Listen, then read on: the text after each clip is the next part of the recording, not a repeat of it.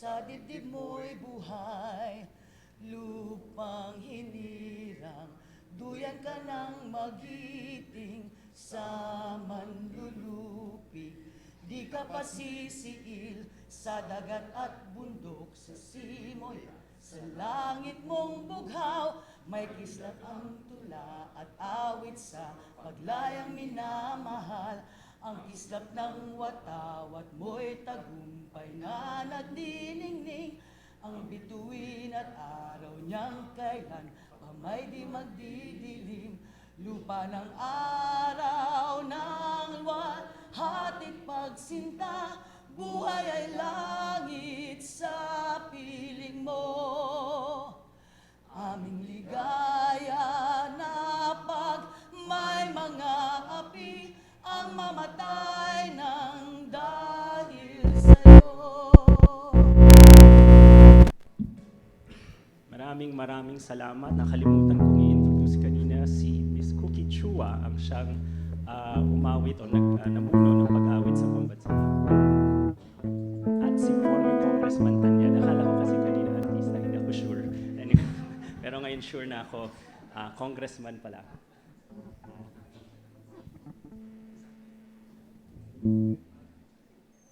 Okay. So, nagulo ang buhay ko kasi nawala sa script yun. Sige.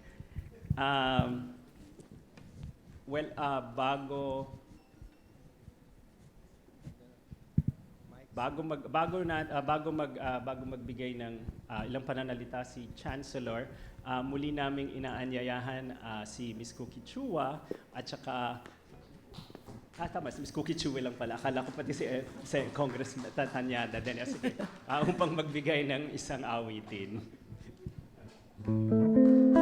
Isang napakamahalagang awitin mula sa Sisters Stella L. ng Palabas.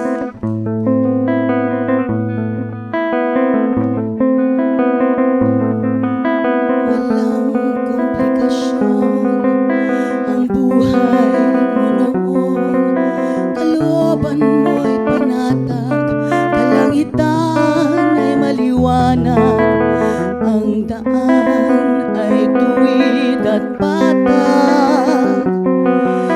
Sa buhay mo noon, alam mong bawat pusong naglalakbay, dumarating sa sangandaan. Ngayong narito ka, kailangang magpasya, haling landas ang susundin ng puso. Saan ka liligaya? Saan mabibigo? Saan ka tutungo? Kay daling sumunod sa hangin at agos, aasa ka na ang dalangin gagabay sa iyong damdamin. Ngunit saan ka dadalhin ng hangin at agos? Alam mong bawat pusong naglalakbay, dumarating sa sangandaan. Ngayong narito ka, kailangang magpasya, haling landas ang susundin ng puso.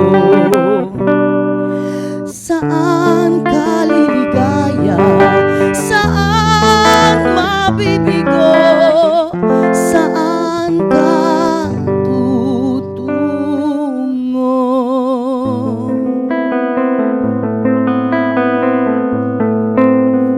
Salamat po.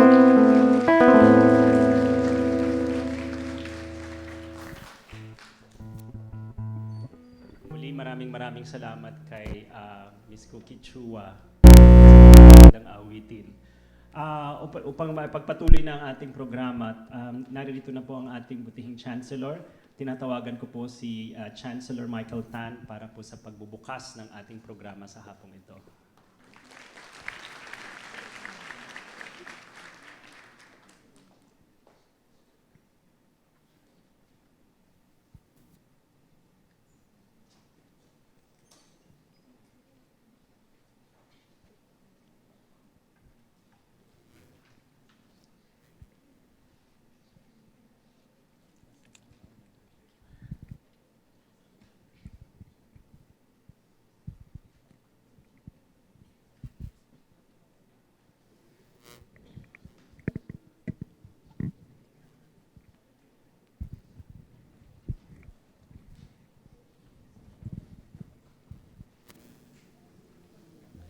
Sorry, I had to take a quick check of attendance of the speakers so I can greet you. No? We just wanted to be sure. I was told. Anyway, so I'll greet the ones who are here. Mr. Christian Monsod, Senator Kiko Pangilinan, and the others are absent yet, no, that they should be on their way. Mr. Tanyada, of course, is here, but he will not be speaking. No? So Risa Robles is not yet here. And anyway, magandang hapon sa inyong lahat. My apologies for being a bit late. No, I came from your neighbor, the College of Business Administration. We had a long meeting, and I said I have to go to this very important event. And I was approached just last week whether UP Diliman could host this event. And of course I said yes right away, and I'm glad that the School of Economics agreed as well. This is very important for UP Diliman and UP. We have been engaged in so many activities. There are so many issues going around. And I was I'm trying to situate myself in this. No? Sometimes we have to do a bit of that. I came in 1971 to UP, which makes me very, very old, right? I'm turning 65 actually this year, no? So and I'm thinking of 1970. So 71 akong pumasok, 72 was martial law, so that's 45 years ago. And I'm thinking of 1986, no? Which was I started teaching in 1985. I was working in NGOs before coming over, and I started teaching and was caught up again. I said, ano ba ito? No? When I first entered UP as a student, the following year martial law was declared. At least this time around, I came in, and the following year, the dictatorship fell, no, in 1986.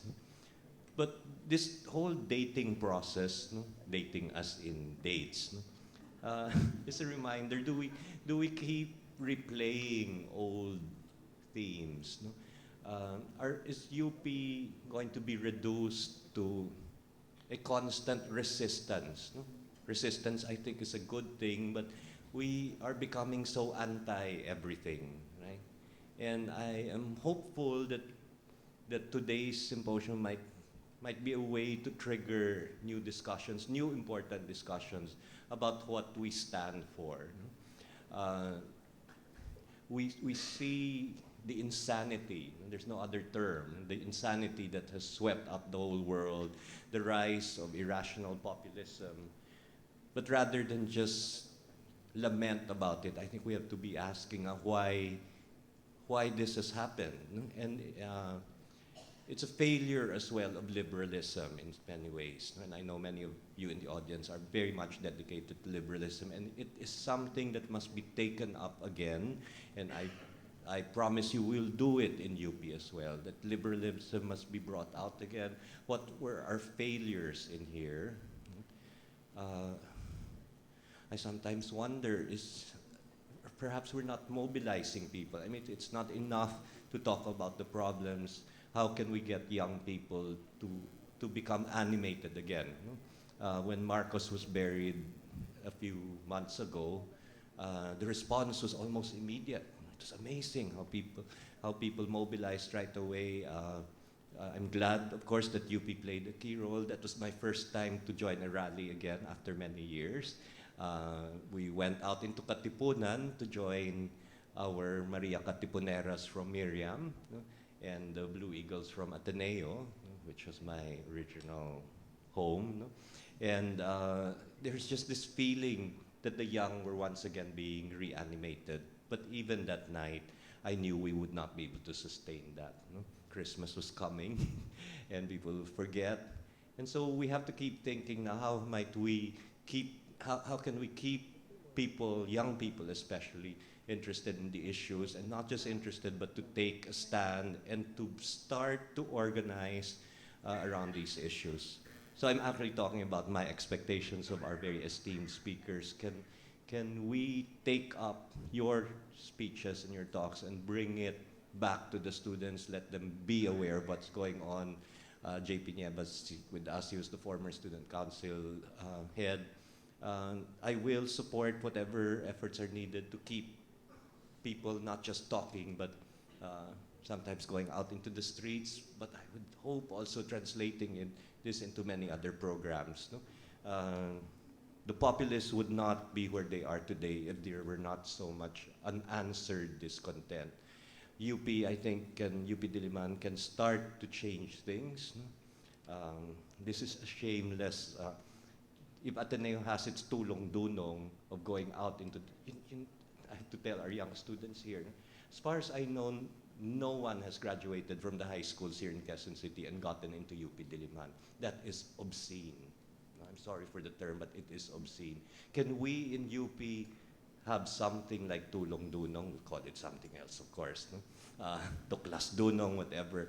We have, Father Nebres told me that it's too late to go to the high schools. We have to get to the promising students in grade school. My challenge to you, can we go out and do mentoring with grade school students? Can you commit yourselves to seeing these bright kids go through high school, not just academically, but to be instilled with the values that we hope for, the values of EDSA, so that when they come into UP, so that they get into UP Diliman, that they're able to graduate from UP Diliman and contribute to a larger force that will be there to make sure that we can reverse the tide of this populism. Populism used to be a good term, now it isn't. So I'm talking too much. Let's get our speakers to present their papers. Nga. Again, many thanks to Senator Pangilinan for offering this. We know that EDSA celebrations this year will be very muted, and at least here in UP Diliman, we can say we were not silenced. Maraming salamat sa inyo.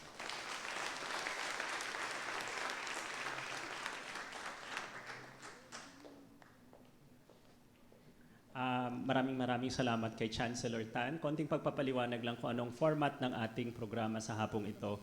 Isa-isa pong aakyat ng ating mga magsasalita. Pagkatapos po nilang magsalitang lahat, ay magkakaroon po sila ng parang, magkakaroon po tayo ng parang couch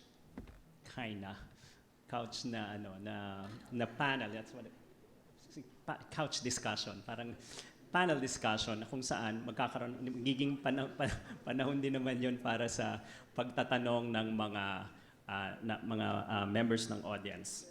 So, ipapakilala ko lang po ang ating unang tagapagsalita sa hapong ito. Ito po ay si Senator Kiko Pangilinan. Our first speaker for today began his career in politics as a student activist here in UP Diliman. He served as UP Diliman University Student Council chairperson and the UP Student Regent.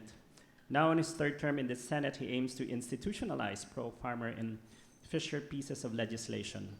He recently stepped up as the new president of the Liberal Party.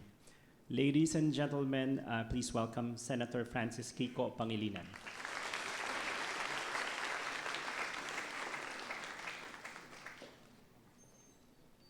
Maraming salamat po. Magandang hapon po sa kanilang lahat. Chancellor Tan, to the speakers, my fellow speakers. Risa Robles is here already. Our speaker, Christian Monsod. General Jose Almonte will be following. He's on his way. I'd like to greet also Dr. Flora Angel Braid, one of the commissioners of the Constitutional Commission of 1986, is with us. Former Representative Erin Tanyada, of course, Deans Noel De Dios and Orville Solon, thank you for hosting this event. And the chairperson of the School of Economics, Maria Joy Abrenica, and again, to the students, and faculty, magandang hapon po sa kanilang lahat. Bago po ako dumating dito, ako po ay galing sa PNP Custodial Investigation, CIDG Custodial Investigation Center, kung saan ay inaresto ang isa sa pinaka-vocal na kritiko ng kasalukuyang administrasyon na si Senator Laila de Lima. Kami po ay naniniwala na kinakailangan maging mapagbantay dahil ang kanyang kaligtasan at kanyang buhay ay maaaring nalalagay sa alanganin dahil sa kanyang pagkakulong. Naniniwala rin tayo na questionable ang kanyang pagkakulong at ang pagsampa ng mga reklamo laban sa kanya. At nakakalungkot isipin na habang tayo po ay nagse-celebrate ng 31 years after the restoration of democracy and after regaining our freedom from dictatorship, ay may kinukulong na isang kritiko. Bakit tayo narito ngayong hapon? Sa gitna ng patayan, sa gitna ng murahan, sa gitna ng pag-iinsulto sa social media, sa gitna ng bangayan, nararapat na tayo ay magpulong, mag-usap. We have to sit down, talk, engage, discern, and hopefully, after discerning, we will find common cause to act. 31 years after the Filipino people kicked out a ruthless dictator, we mark the commemoration of the third day of EDSA People Power. And as I said earlier, with the arrest of the most vocal critic of the President. Nasaan ang People Power ay nag-umpisa noong February 22, 1986. Marami siguro sa inyo ay hindi pa buhay noon. Nasaan ang mga buhay na noon noong Feb 22? Naalala ko yun. Ako'y narito sa UP. Sabado yun. Napabalitang tumiwalag na noong hapon si General Fidel Ramos, Deputy Chief of Staff, at si Minister Juan Ponce Enrile ng Ministro ng National Defense. Tumiwalag na sila. Ako po, narito nga, nung umaga ng Feb 22, 1986 sa Diliman. Ako po ang Student Council, University Councilor ng panahon na yun. Naghahanda kami para sa mga kilos protesta at civil disobedience campaigns upang tutulan yung naging resulta noong February 7 snap elections na kung saan napakalawak ng pandaraya. It became a norm during those days that campuses were riddled with government agents and military personnel. Ang tawag namin noon, mga te-ahents. Baliktaran lang yun, ahente. Student activists were strictly monitored and sometimes even followed back to their homes. By 1985-86, it was less restrictive, yes, but restrictive still. Because in the earlier, I was in UP in 1981, 10 years after Chancellor Tan entered the university, I entered the university. I remember the stories of those who came before me in the 70s when the Philippine Collegian had to be submitted to the Ministry of National Defense for editing, for censorship. And then ibabalik dito sa UP, ipiprint ng Philippine Collegian, maraming blank spaces dahil ipinagbawal yung mga tinatawag na radikal o kaya yung mga anti-government articles. But on that day, Saturday morning, 31 years ago, napansin ko wala nang mga ahente. Naroon ako sa Vinson's Hall, yung dating ahente naka-diver's watch na may hawak na takatak sigarilyo, wala na ron. Yung mga ahente na nasa sasakyan sa labas ng parking lot, wala na rin. Napansin ko na lahat ng mga ahente ng gobyerno sumusunod sa amin at nagmamatsyag sa aming bawat kilos, nawala, parang bula. At napabalitay, back to barracks daw. Feb 22, 1986. Dahil nga tumiwalag na si Enrile at Ramos at nagkaroon ng loyalty check ang mga sundalo. Hindi biro yung mga panahon na yun. May mga araw hindi ako makauwi ng bahay. Ang tinitimbrehan na kami na magkakaroon daw ng damputan ng mga aktivista. Kaya kami po ay naghahanap ng safe house. Yung tatay ko, nag-graduate din ng UP, civil engineer. Doon po sa bahay namin sa Antipolo, yung isang kwarto, may collapsible floor, yung cabinet. Dahil pag nag-collapse yung floor ng cabinet, ito yung daan papunta sa labas ng bahay. Kung just in case kami po ay damputin ng mga sundalo ng gobyerno, tatakas kami palabas ng kalye. At ang mga sumusunod na araw matapos ng February 22 ay napabilang sa ating kasaysayan ng mga Pilipino kung saan naipakita natin ang giting at tapang at pagmamahal sa bayan sa pamamagitan ng isang malawakan at mapayapang kilos protesta sa EDSA laban sa diktadura. In an unprecedented feat, and globally, as was mentioned earlier, inspired the revolution or the people's movement in South Africa against apartheid. It inspired the solidarity movement in Poland, whose leader eventually, Lech Walesa, became prime minister. It also inspired the movement for democracy in South Africa at the time when they were still under a dictatorship. Democracy is one of the greatest legacies of EDSA. Democracy and freedom, the restoration of our rights to speak up, to a free press, to freedom of expression. We have become aware of the tremendous power of an active citizenry kapag ang ating mga mamamayan ay sama-samang naninindigan at kumikilos. Kahit sino pa siyang diktador, wala siyang batbat sa taong bayan. Nothing is more powerful than a people united and determined to achieve a particular goal. El pueblo unido jamás será vencido. This was a popular Latin American slogan during the 80s, meaning the people united shall never be defeated. And we as the country elected leaders, will remain effective only for as long as we are able to inspire and involve our people. If we want to transform communities, cities, and the entire nation, our people, together with committed leaders with vision and principle, will have to participate. All of us will have to commit and take the risk for our country. That's what we learned in EDSA 31 years ago. Through those post-EDSA years, pockets of people empowerment have emerged. Admittedly, not enough. And more pockets of people empowerment is still necessary. It does not make people empowerment invalid. It does not make people empowerment obsolete. It only makes people empowerment even more necessary, because there are still many areas where empowerment has to be achieved. A shining example of people empowerment is the brand of leadership of my dear friend, party mate and colleague, the former DILG secretary and former mayor of Naga City, the late Jesse Robredo. Jesse first became mayor right after People Power. He was only 29 years old in 1988. Inspired precisely by People Power and the desire for change, Jesse had to go against a system of political patronage and a former leadership that was authoritarian. The city had a huge budget deficit.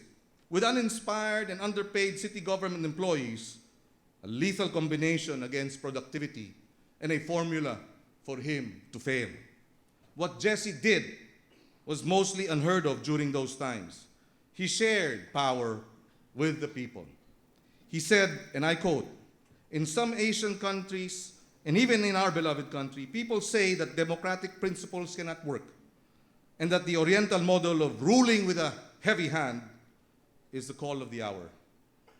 And he said, "We disagree. Our experiences in Naga is our best argument against the traditional and authoritative ways in the management of people and governance. Our experience too proves that our people are our best resources and our best hope."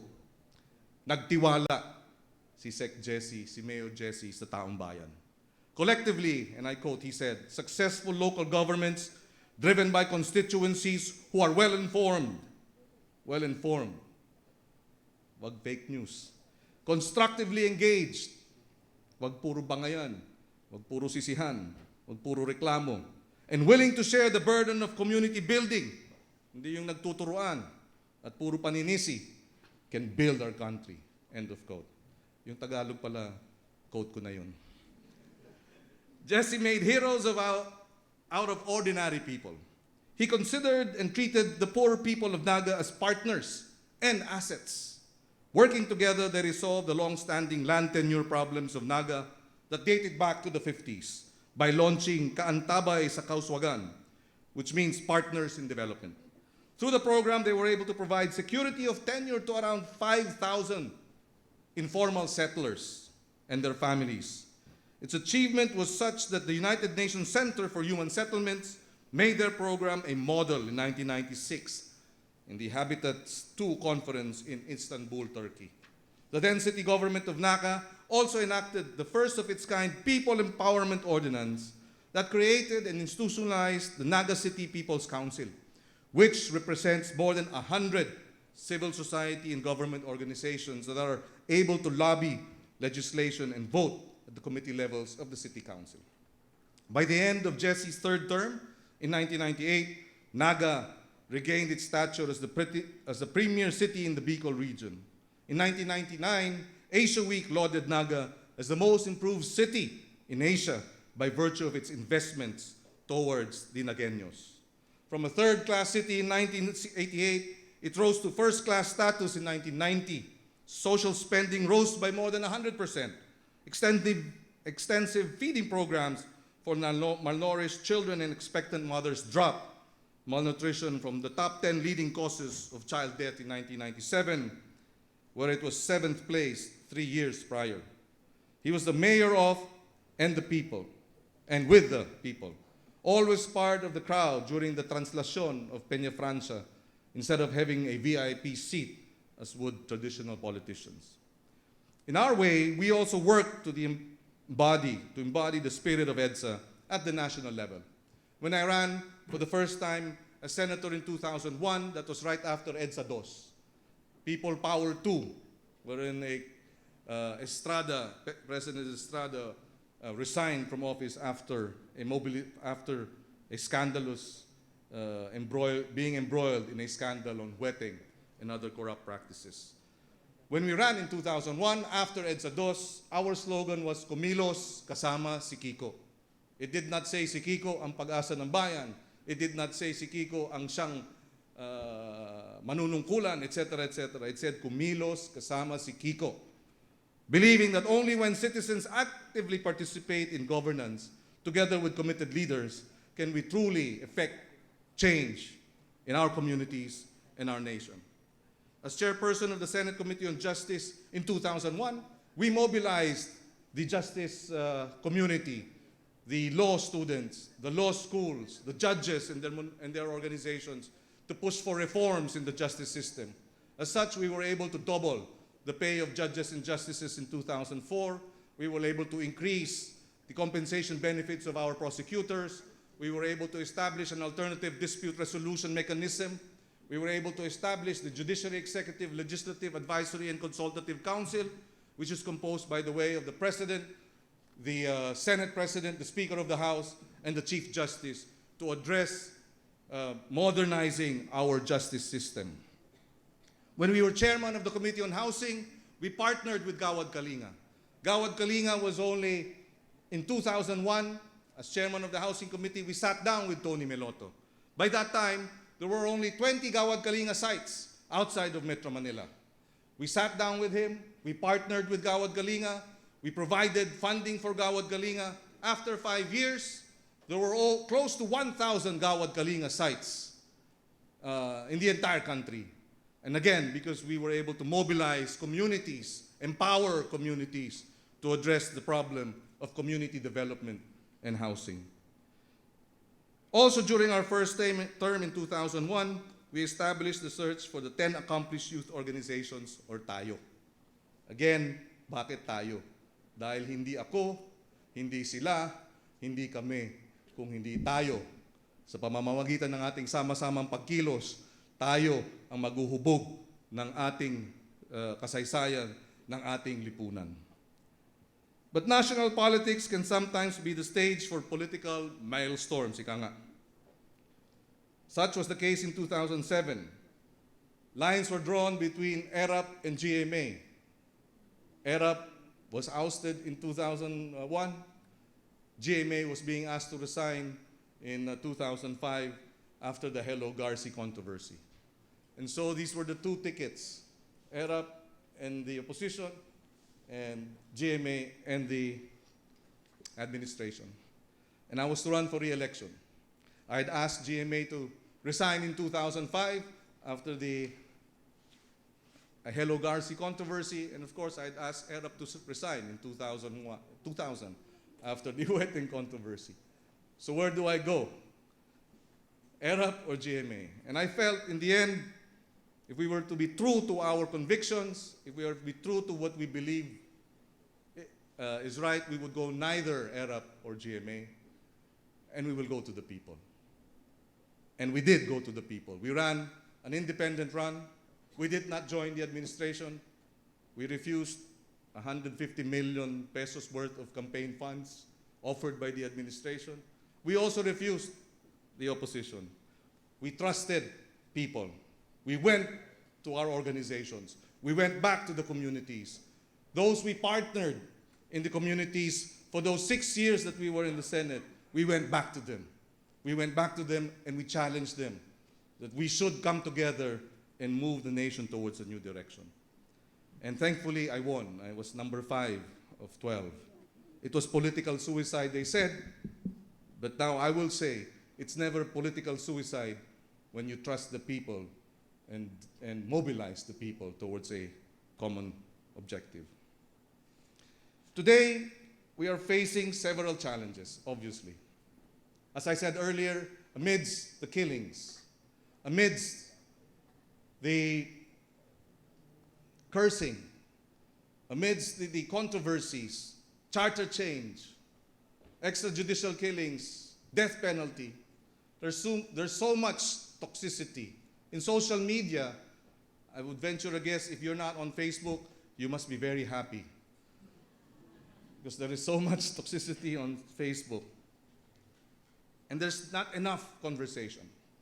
There's not enough dialogue. There's not enough talking about what is going on.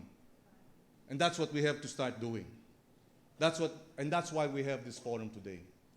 In the end, we realize there are challenges to facing the nation. Under the Aquino administration of 6 years, yes, there were changes. Yes, there were developments. Yes, there was progress. But inclusive growth continues to evade us. 25% of our population continue to remain poor. But anyone will tell you that 6 years of consistency and continuity in policy is not sufficient for us to move our nation towards developed nation status. Singapore, Thailand, Malaysia, Taiwan, South Korea, they needed 15 to 20 years of consistency in policy, predictability in policy, consistency in ensuring that reforms follow through before they reach developed nation status. Therefore, the challenge to us is, how do we ensure consistency? How do we ensure continuity? How do we ensure that we will be able to move and address the 1/4 of our nation that continues to wallow in poverty? Today, I believe the war on drugs is really and should be refocused, and we go back to the matter of the war on poverty. We must address poverty if we are to be a developed nation, if we are to reach developed nation status in the next 15 to 20 years. But it must be through painstaking grassroots organizing, painstaking re-engaging of the communities together to be able to formulate a path towards progress and development. I am certain that the current situation is challenging, the current situation is difficult, but I have children. I have Frankie, who's 16, Casey, who's 31, Miel, who's 12, and Miguel, who is 7. I cannot rest. I cannot keep quiet. I cannot sit still while the challenges of our nation continue to engulf us. For the sake of our children, let us talk, but more than just talking, let us discern. And more than just discerning, let us look to common action so that we can retake the initiative and move our nation towards a new, progressive, and prosperous status and direction. I'm interested to listen to your questions and the interaction later. Magandang hapon po sa kanilang lahat at maraming salamat.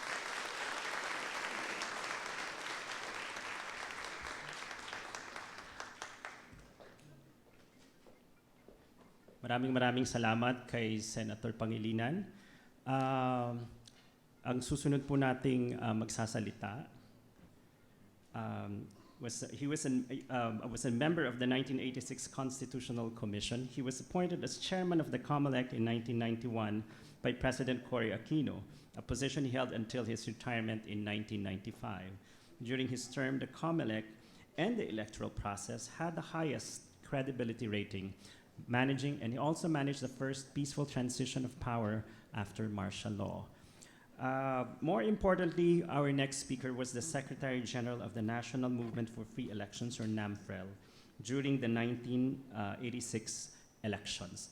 Mga kaibigan, ang atin pong susunod na magsasalita ay si Attorney COMELEC Chairman Christian Monsod.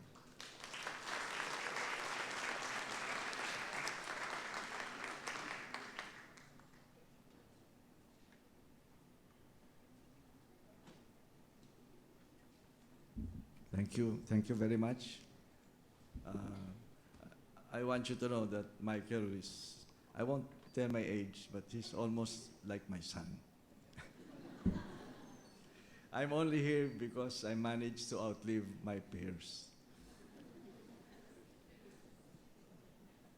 Chancellor Michael, Senator Kiko, faculty and students of the University of the Philippines. I'm a fellow alumnus, College of Law. This week, we're celebrating the EDSA People Power Revolt of 1986. Indeed, there are many genuine heroes at EDSA, but the picture would not be complete without the story of the NAMFREL volunteer. There were 250,000 of them in 1984 and 500,000 in 1986. Each one a hero in his or her right, even before EDSA. And before NAMFREL are the heroes who stood up to a dictator through their torture and sufferings during martial law. With your indulgence, may I briefly pay tribute to the NAMFREL volunteers. They undertook a task they did not have to assume. They had no other agenda but the country. Many have passed away, largely unsung and content in their anonymity. NAMFREL brought me to the poor. I thought that poverty would stand in the way of their taking back their freedom. I was wrong. Their commitment was unconditional. We have to get rid of the dictatorship, whatever it takes. In the 1986 elections, 9 volunteers died in the dark night, all of them from the poor. In a book entitled Bantay ng Bayan, Stories of the NAMFREL Crusade, Kaa Bayington, who died a couple of years ago, still in love with the Philippines, wrote, quote, "All NAMFREL is people, and you'd have to talk to 500,000 of them to get it down. I've never enjoyed doing anything as much as I enjoyed researching this book as I went over the interview transcripts. I found enough myself laughing and remembering the people I was lucky enough to meet and their perils and triumphs. They were ordinary folk in ordinary life who transcended themselves to uplift the nation. Theirs is a story that goes beyond national boundaries, a story for all humanity. Maybe only a foreigner, an American even, could write it," unquote. It is the privilege of age to recall images that make sense of his surroundings. My image of EDSA is the rich and the poor locking arms together in front of tanks, raising fists defiantly in the air, and singing Bayan Ko, and promising one another that we would bring our nation to its greatness with a better life for all, especially the poor. Thus, to the poor, EDSA was more than a changing of the guard. It was the promise of a new social order. But after that historic moment of solidarity at EDSA and the peaceful transfer of power through elections in 1992, we folded our banners, we put away the shirts with the imaginative slogans that brought humor to the seriousness of the times, and we went back to our previous lives and our narrow purposes and advocacies. And as we met as we went our separate ways with our separate causes, we lost something of the dream of a nation and the significance of our interconnected lives. Then, it was liberation from the heavy hand of martial rule. The task today is no less heroic than at EDSA. It is the liberation from the yoke of poverty that would make democracy more meaningful to the poor. It is not only guns that kill, poverty kills. It is slow death from hunger, from diseases that we thought no longer existed, from the loneliness of a life with an empty future. It is the dying of dignity. You may ask, have we failed on EDSA? My answer is yes, especially people like me who had our turn in public office and failed to bring about the real change we seek. We are still a nation of two worlds, the world of the few, with gated communities, with access to superior education, first world healthcare, private parks and leisure areas, and the money to control politics and policies. And the world of the many, with urban hovels and rural huts, inferior public schools, playgrounds that double as public streets, poorly equipped and poorly manned public health centers, and marginal access to public office. We are still a country of contradictions. We are an agrarian economy but import agricultural products.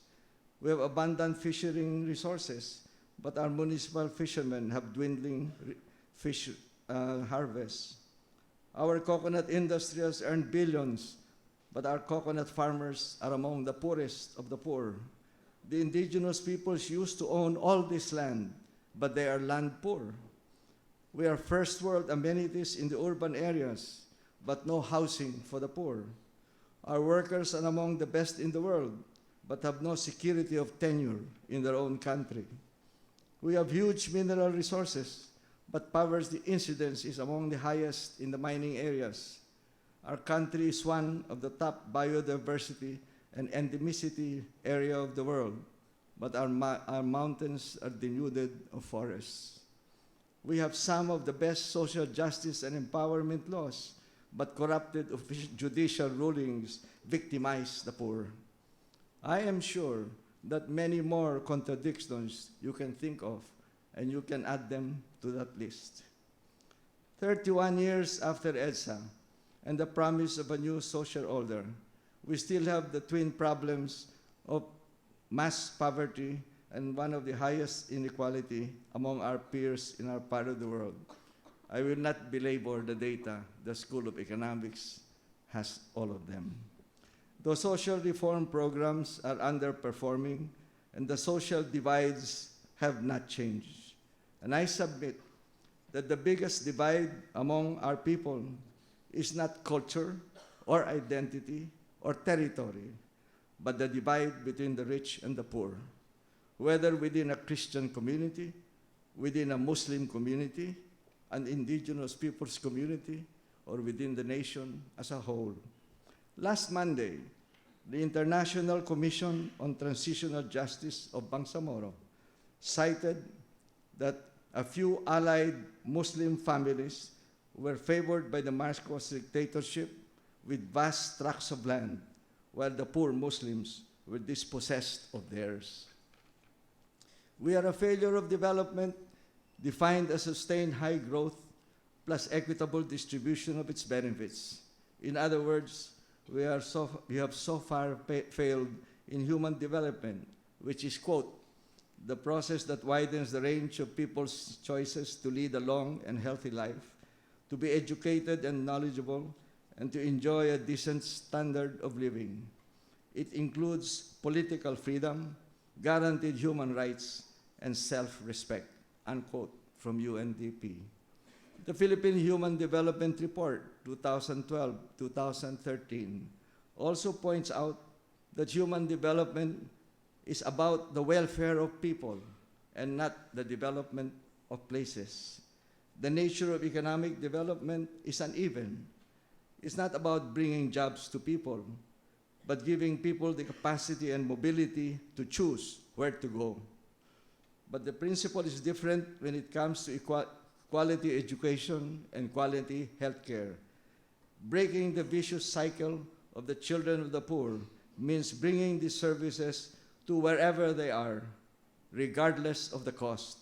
That is part of human development.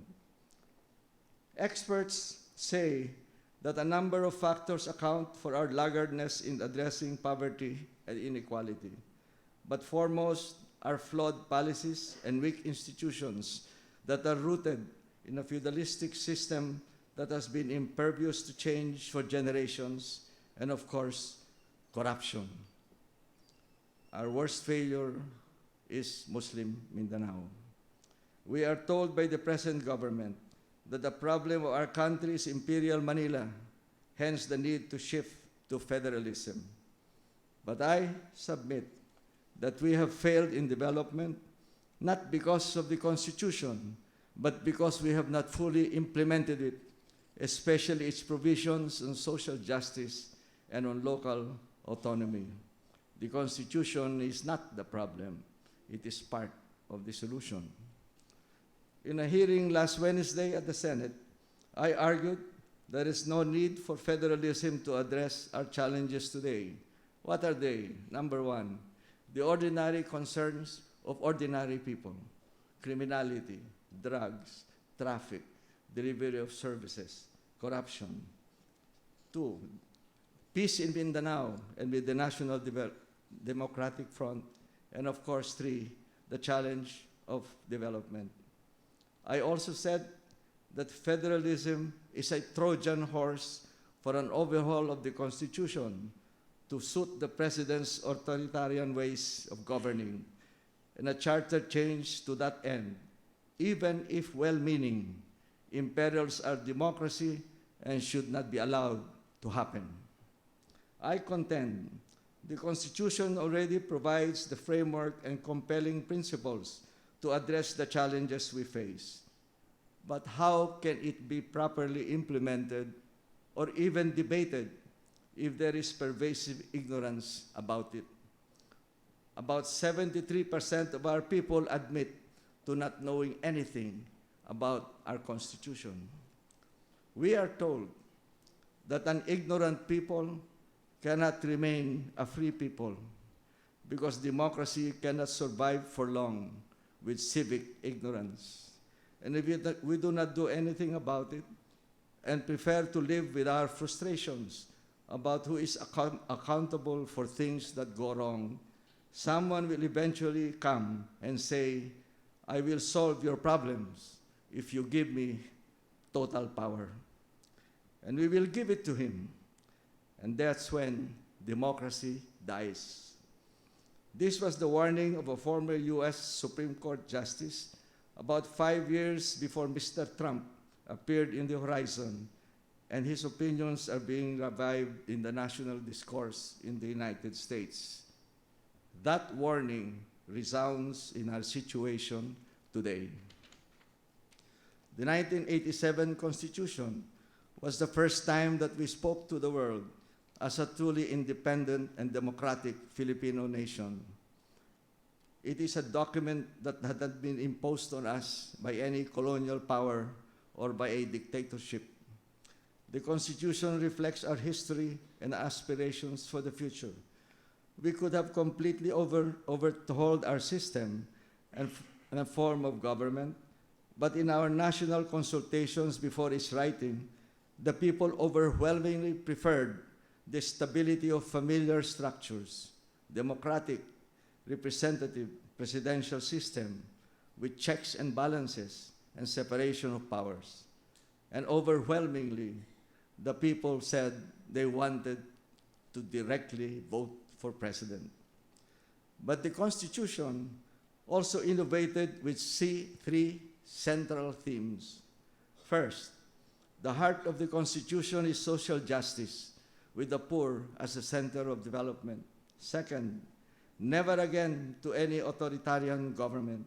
hence the strict limitations and conditions for declaring martial law, with new provisions, including in the Bill of Rights, to protect citizens against abuses by the state.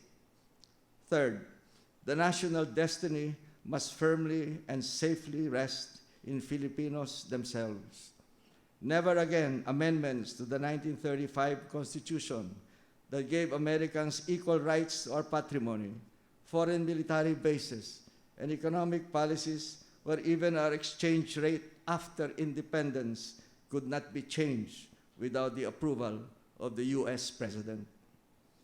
Our Constitution also cut the umbilical cord of the 1935 and 1973 Constitutions to the United States, which gives primacy to civil and political rights because it's a country of immigrants who all started from the same position and only wanted to be free from autocracy.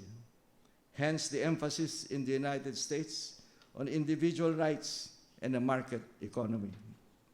Our Constitution gives social and economic rights equal primacy with civil and political rights because we are a country of inequalities from the colonial days to the present, where the starting positions of the rich and the poor are not equal. Social justice is about the adjustment of these starting positions. To fulfill that vision, the state can use its police powers for income distribution, quality education, quality healthcare, and asset distribution programs for the poorest of the poor, agrarian reform, urban land reform and housing, ancestral domain, and fisheries. Written in the aftermath of EDSA, our Constitution is one of the most progressive in the world, alongside that of South Africa. We already have the provisions that many countries are trying to install in their own constitutions in search for peace and development. And our Constitution includes a new provision that consultations with the people's organizations and civil society is part of due process in the pursuit of social justice. Dialogue and compromise are essential features of a democracy, but we have a precedent that many see as a conundrum because of inconsistent messages and behavior, language that civil society does not accept, inability to dialogue because he is not a good listener, and muddled governance because of ad hoc case-to-case decisions. But while the president is an enigma, it is ourselves as a Filipino people that is also an enigma, if not more so. How else do you explain? Number one, we elected a former movie actor as president, deposed him from power for plunder, sentenced him to prison for life, accepted his pardon, and then elected him twice as mayor of Manila. We overthrew a dictator, forced him to exile, then allowed him to be buried as a hero in the National Heroes Cemetery.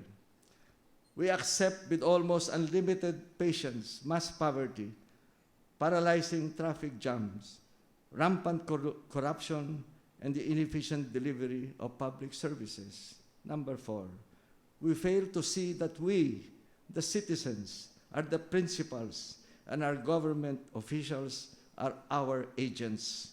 And then we elect a leader whose thoughts and behavior we cannot decipher, but still overwhelmingly entrust him with our future.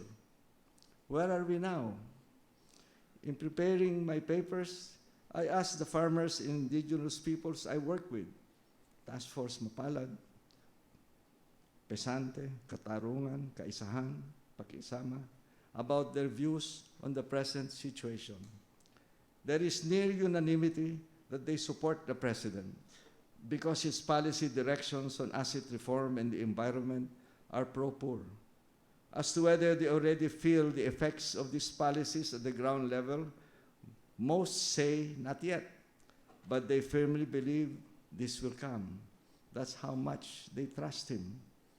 Although they are testing the depth of his commitment by asking for corrective action on land and cocoa levy issues against persons believed to be in his good graces. Most of the farmers say that criminality is down in their communities because of the drop in the use of drugs. But an overwhelming majority believe that the extrajudicial killings are wrong because they do not appear to be real evidence against the victims and because most of those killed come from the poor. We have a duly elected president whose heart, I am convinced, is with the poor. And given his high trust ratings, it is neither feasible or desirable to try to bring him down.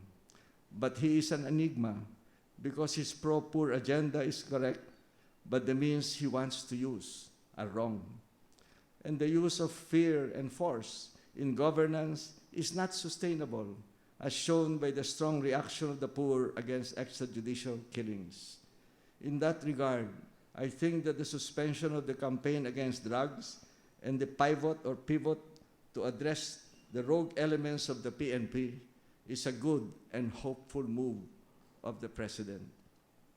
But as already mentioned, the President is not the only enigma. We are also the enigma of a people. And until we have both transformational people and transformational leadership, we can never fulfill the vision of the Constitution of a new social order. As a people, we must be willing to share responsibility for the present state of things and should do something about it. What do we do to finally fulfill the promise of EDSA? First, listen to the poor. The poor are not asking for equality. They are asking for equity and for justice. A major finding of the Davide Commission that investigated the 2 attempts is that the poor can even stand poverty, but they cannot stand injustice. We must reorient our policies and institutions with the lens of social justice. Second, we must network. Third, we should change our development paradigms that have not worked, like trickle-down economics, the notion that it's possible to address poverty without addressing inequality, and that's even enough to it's enough to provide equality of opportunity and a fair process without being too concerned about outcomes. 4, we should expand our commons and restore programs like military training for everyone so that our children can play together and our young adults can train together to defend our country. Money has no place in a foxhole. What counts is deep trust in each other. 5, the church, business, and civil society should commit the resources and expend their social and political capital to promote the agenda of the poor, whether or not it is against their own interests or those of their benefactors and campaign contributors. Those in power or wealth have to realize that they must reduce themselves today. It will pave the way to sustainable development that will be beneficial to them in the long run. And last but not least, we should develop a new generation of leaders who know how it is to be poor. This is admittedly an enormous responsibility that we are asking our millennials to assume. But I believe that they are more concerned and knowledgeable about our country and more committed to its future than we were at their age. And I'm sure that they will do much, much better than we have done. On that note, may I close with 2 quotations. In the words of Michael Sandel in his book on justice, quote, "Until there is a larger purpose to what we do, when citizens finally bring the habits of the heart to public life and find a way to cultivate civic virtue, we cannot speak of solidarity and of ourselves as one nation." I'd like to paraphrase what Albert Camus said when he received the Nobel Peace Prize. Quote, "We should put ourselves at the service not of those who make history, but of those who suffer it." Thank you.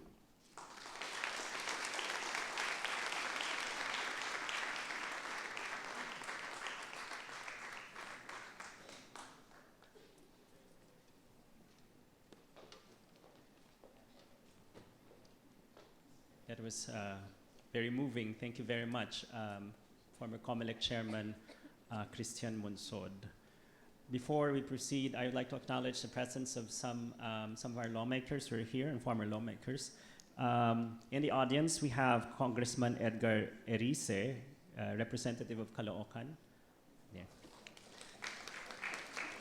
We also have Congressman Harvey Ke from Kaya Natin Movement. He's not a congressman. Well, you could be. And we have former Congressman Neil Tupas. Thank you very much. Our next speaker is a prominent investigative journalist. She covers Asia for Asians and used to be a contributing reporter for the Asia Week magazine, Asia Incorporated magazine, and the Riyadh Daily newspaper. She is currently a correspondent of the South China Morning Post and has recently written and published a book on the Marcoses and martial law. Ladies and gentlemen, please welcome Ms. Risa Robles.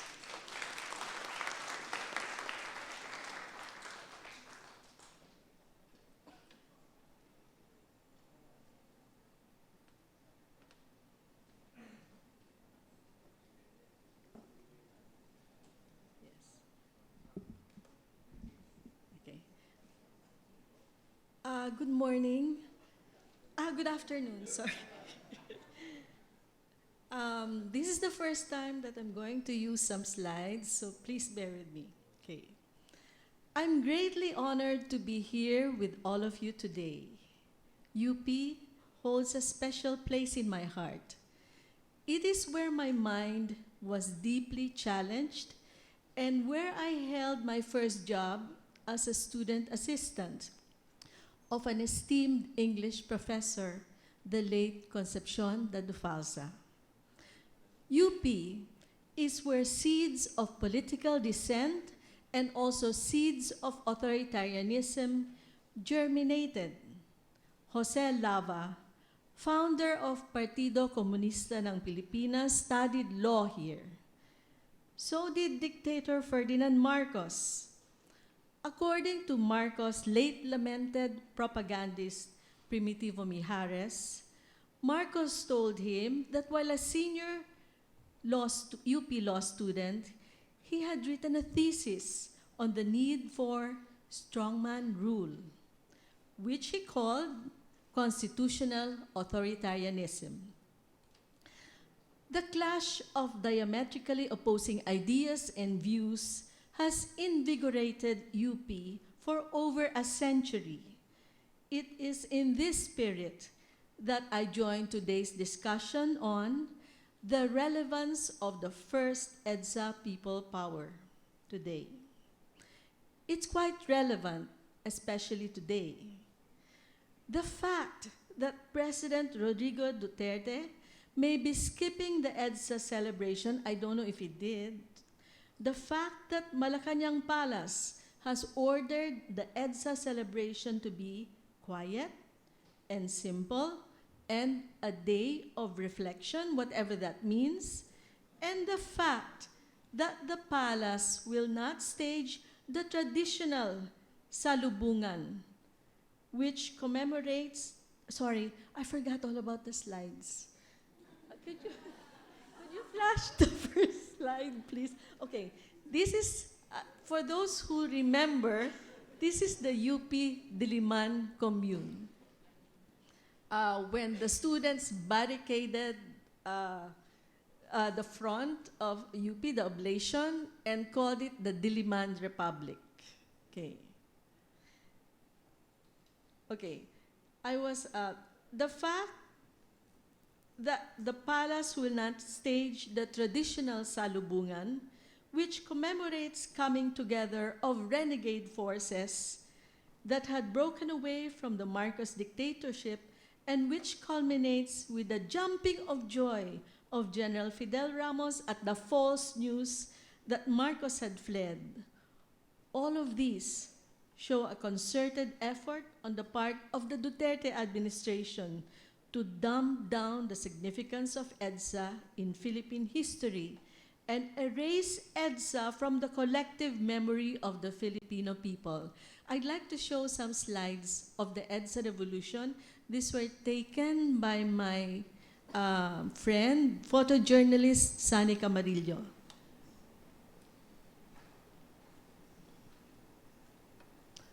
Okay, this is where Ramos and Enrile were about. This is just before, I think, they jumped for joy. And you can see in the background their mascot, the Blessed Virgin. Next slide, please. Okay, I want to emphasize with this slide, you know, it was the people and the religious, really, that made EDSA what it was. It was the people who protected the military and not the other way around. The fact that they are going to hold the EDSA celebration inside Camp Aguinaldo is itself a revisionism of history. Next slide, please. Okay, this is again from that era. Next slide. You can see, you know, this was taken in the early morning hours after they had come together and then they were praying. You can see how scared these two men were. They were, you know, they were praying that they would live. They would outlive Marcos. This is the first time you're seeing this. Of course, I put it in my book, Marcos Martial Law. Next slide, please. This is where the generals were all huddled inside the office of General Fidel Ramos. I was covering as a newbie reporter. I went to Camp Crame, and that's where I first met Fidel Ramos. Okay, I'm not sure if there's another slide. Okay, go back na lang muna. Sorry. Okay. Duterte is a politician who cherry picks from history to suit his political purpose. Yesterday, on the eve of the EDSA commemoration, he chose to give a speech before the Knights of Rizal and extolling the national hero for advocating a federal form of government for the country. The palace saw no contradiction in the fact that their excuse for celebrating EDSA quietly was that it's time to move on from just celebrating the past, remembering the past, when here was the president dwelling on an even more distant past. Presidential spokesman Ernesto Abella's explanation on why EDSA should be celebrated quietly actually hit the nail right on the head why EDSA remains very relevant to this day. Abella said, "It is time to move on from EDSA," and to quote him, "Move on from the whole aspect, move on to the whole aspect of nation building, to give it a more positive outlook and to give a more positive understanding. This implies that EDSA was not about nation building and its outlook was not that positive." Why does the Duterte administration look at EDSA that way? Perhaps because EDSA is all about making abhorrent leaders accountable and booting them out if they abuse their power. Perhaps because President Duterte is a Marcos loyalist and an admirer of the strongman. His dream seems to be to bring back various aspects of the Marcos rule. Ramos, the hero of EDSA, was right on the money when he said that the subdued celebration was not moving on, but moving back in time. And he observed, that is also, I think, by design to subdue it further. What does the design consist of? In the last few months, details have been emerging. For instance, the planned parliamentary federal form of government that has been presented to congressional leaders would have a dual executive, according to University of Santo Tomas Assistant Professor Edmund Dayaw, meaning there would be a president elected directly by the people for a 5-year term. He can run for re-election for another 5-year term. At the same time, there would be a prime minister who is a member of parliament and who will serve as head of government. He will be elected by fellow members of parliament. He will run the day-to-day operations of government. That setup is definitely moving back in time. That setup copies the Marcos-Cesar Virata tandem, where Marcos was a strong president and Virata was the workhorse prime minister who ran the government. What exactly was the role of the president in Marcos' parliamentary system? Pretty much what he's doing under the current presidential form. And what was the Prime Minister's role under Marcos' parliamentary system? Article 9 of the 1973 Constitution, I got it from here. This is a UP Law Center publication in 1988, defines the Prime Minister role. It states that there shall be a cabinet which shall be composed of ministers with or without portfolio appointed by the President. Most of the cabinet members who head ministries should come from Batasang Pambansa, meaning the Parliament. Article 9 then adds that the Prime Minister shall be the head of the cabinet.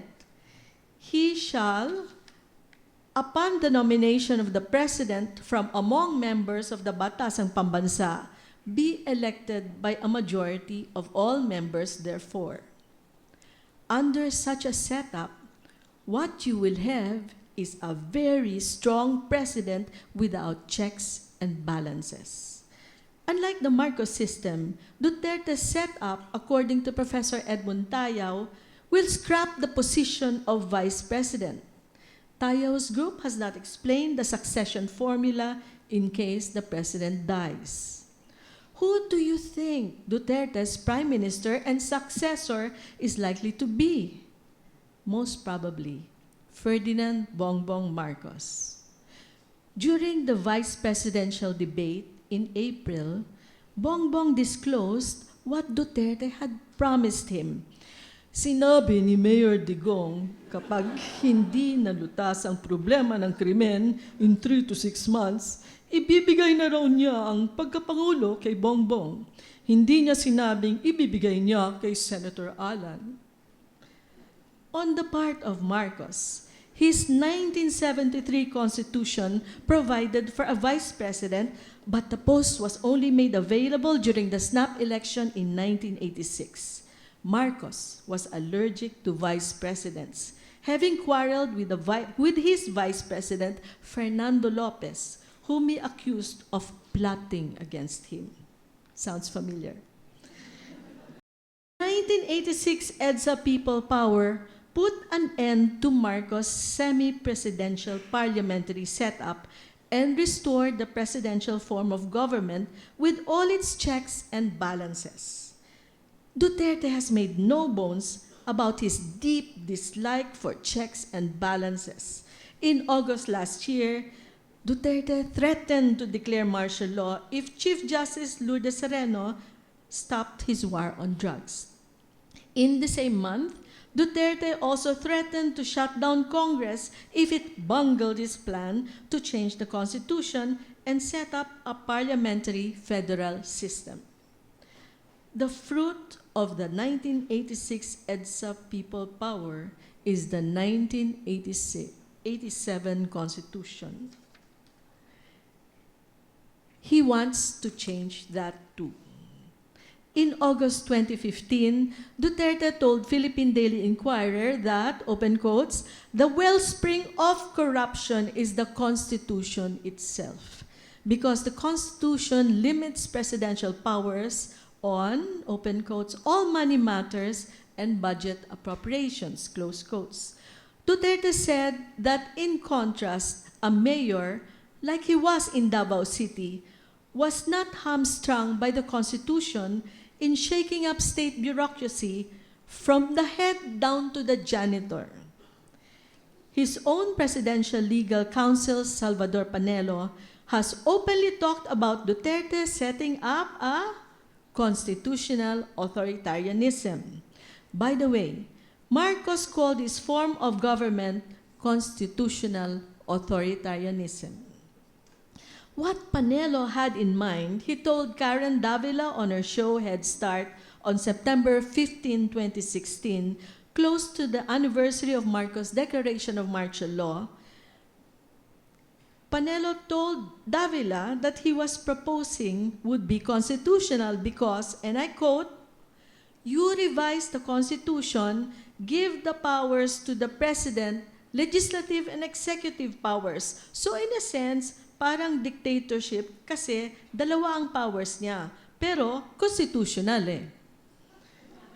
In effect, Panelo is proposing to bring back for Duterte Ferdinand Marcos Amendment Number 6 power. Amendment 6 enabled Marcos to legislate laws on his own. Amendment Number 6 was the sixth amendment that Marcos himself introduced to the 1973 Constitution. It stated that whenever in the judgment of the President there exists a grave emergency or a threat of imminence thereof, or whenever the interim batasang pambansa or the regular National Assembly fails or is unable to act adequately on any matter for any reason, that in the judgment that in his judgment requires immediate action, he may, in order to meet the exigency, issue the necessary decrees, orders, or letters of instruction which shall form part of the law of the land. I'd like to greet General Jose Almonte. He's just here.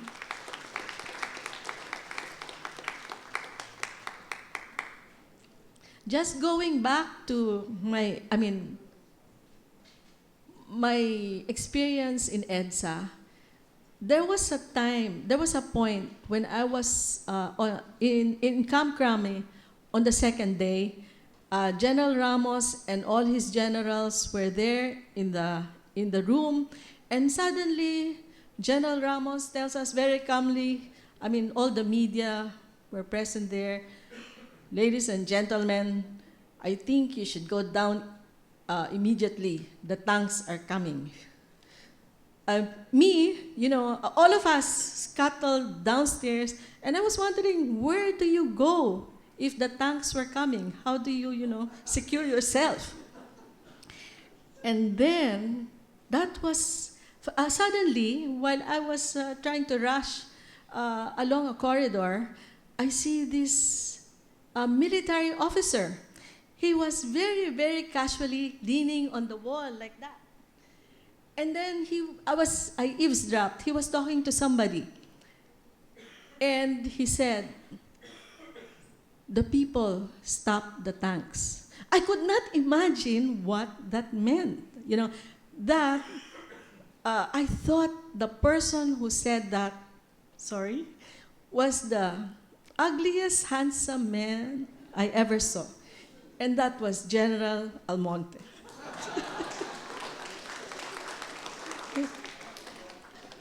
I was not introduced to him. I didn't introduce myself to him at that time because I was in awe. Him telling the others, the one he was talking to very casually, the people stopped the tanks. Okay. Sorry, where was I? Okay. Panelo said that setup of what he called a constitutional dictatorship will not be illegal because such powers will be embedded in the new constitution to replace the present one. Panelo rationalized giving Duterte such sweeping powers this way. Kaya ko pinopropose yon because palaging nagfe-fail ang presidente natin eh. At yon ang laging sinasabi. We need this power, we need that. So sabi ko, dibigyan na lang natin so there is no more excuse not to fail. You can find all of this on the internet. But the problem with that argument is Marcos himself failed devastatingly despite wielding such awesome powers. Duterte and Panelo's pronouncements have indicated to me that both men are firm disciples of Ferdinand Marcos' ideology of unbridled, arrogant power for its own sake. In Ferdinand Marcos' book entitled In Search of Alternatives, The Third World in an Age of Crisis, published by the National Media Production Center in 1980, Marcos expounded on his idea of constitutional authoritarianism. On page 154, he said, "So, constitutional authoritarianism is the third way, not a compromise between dictatorship and democracy, but the disciplined way to democracy." Marcos called constitutional authoritarianism as the third alternative for developing nations. You can also see from Presidential Legal Counsel Salvador Panelo's explanation that the constitutional dictatorship they have in mind will be dressed in a parliamentary federal garb. What they have in mind is not really a parliamentary federal setup like that of France. What they have in mind is a strongman rule just like what Marcos had. The parliamentary federal plan will just be the come on to get people like former Senator Aquilino Pimentel Jr., his son, Senate President Kiko Pimentel, the Muslims, particularly the Moro Islamic Liberation Front, to support the scrapping of the present 1987 Constitution with a new one tailored to Duterte's desires for more power. I would like to clarify that both Pimentels, father and son, have long lobbied for a federal setup, but never for a constitutional dictatorship. In fact, when I once asked Senator Nene Pimentel why the late President Corazon Aquino never wielded the awesome powers she had as head of a revolutionary government under the 1986 Freedom Constitution in order to carry out sweeping reforms, his reply to me was that we wanted to be the opposite of Marcos. Ironically, Pimentel has just fielded someone who wants to be Marcos version 2. And it's easy to do that too. As I told a recent international conference of the UP Third World Studies, a sweeping change of the Constitution will necessitate a transition period. During that transition period, whoever is in charge will wield awesome powers, just like what Marcos had in 1973 and just like what Cory Aquino had in 1986.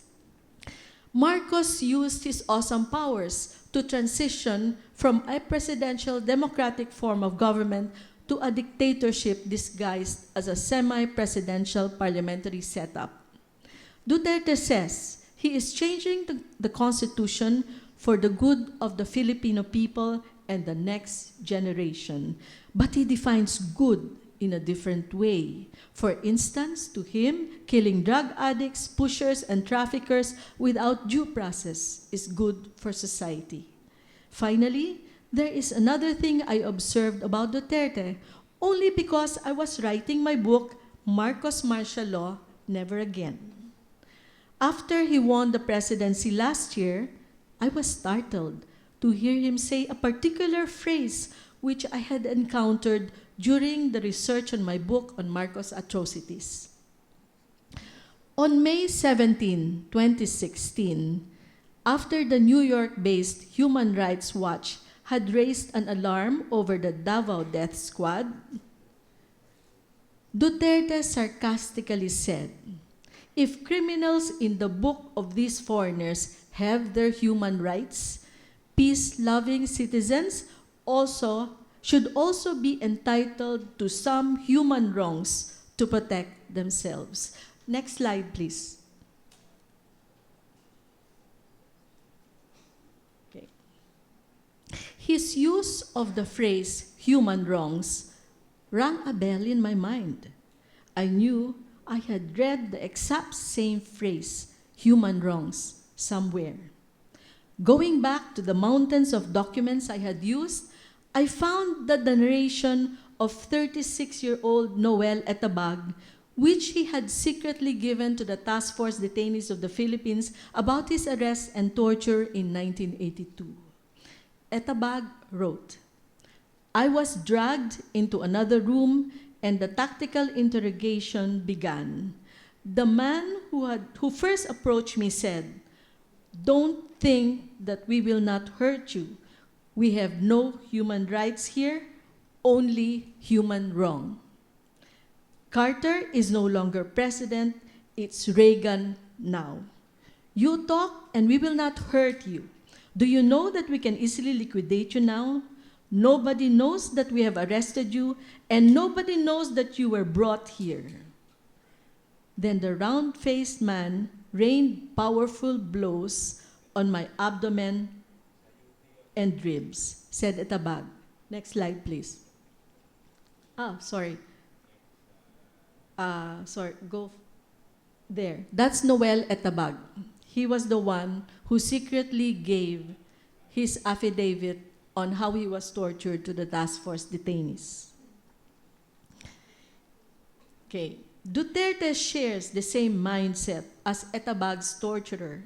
He has buried Marcos at the Hero Cemetery, saying the charges of abuse against the dictator has yet to be proven. This book that I wrote, I decided to write it because I felt that history was being revised. This is mainly about the torture and atrocities during Marcos martial law. Now let me share with you some of the images that I put in the book. Next slide, please. This is called the monkey house. That's where, you arrest someone and you put that person there under the sun. And he has to stay there for days. Next slide. This is one of the favorite torture methods, the water cure. There are a lot of people who have been water cured that you know. Joma Sison told me water cure was used with him. Eta Rosales also told me that water cure was used on her. Next slide. This is a victim of a massacre in Bulacan. Next slide. This is what you would call now the Escalante massacre. This is the massacre of the farmers. Next slide. This is a massacre of a family in Mindanao. Next slide. And you know who this is. Duterte, okay, all these are points to ponder on this day of reflection on the first EDSA People Power. That's all.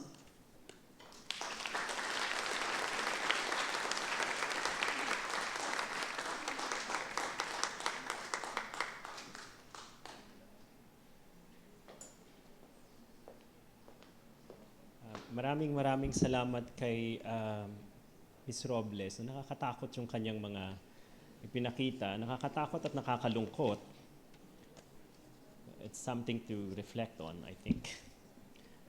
Bago tayo magpatuloy, meron lang akong ibang announcement. Bago ko ipakilala yung susunod nating magsasalita, mayroong performance, may concert, si Bayang Barrios mamayang gabi, alas 6 ng gabi, sa harap ng UP Theater. Pasasalamatan ko na rin sa pagkakataong ito ang mga institusyon at ang mga taong tumulong upang mabuo ang ating programa sa hapong ito. Pinasasalamatan natin ang opisina ng Chancellor ng University of the Philippines sa Diliman, ang Institute for Leadership, Empowerment and Democracy or ILEAD, ang Liberal Party, at ang huli ay ang UP School of Economics. At ina-acknowledge lang natin ang pagdating ng ating Vice Presidente. Palakpakan po natin ang ating Vice Presidente. Okay. Sige. So itutuloy muna natin ang ating programa pagkatapos magkakaroon tayo ng open forum. Ang ating huling magsasalita sa hapong ito ay ang dating National Security Advisor ng dating Pangulong dating Pangulong Fidel Ramos. Pinaniniwalaan siya ang isa sa mga mahalagang haligi ng opisina ng Pangulo ng mga panahon na yon. And he was put in charge by former President Cory Aquino of the Operation Big Bird to recover the hidden wealth of the late dictator. Mga kaibigan, si Mr. Jose Almonte.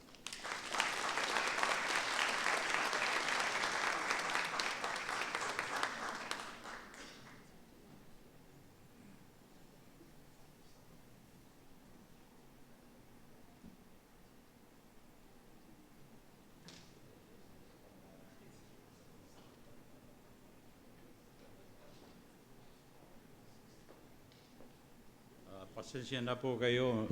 This is 2017. Ng 1986, kaya kong takbuhin yan. Ngayon, medyo hirap na. Well, thank you, Senator Kiko, for inviting me.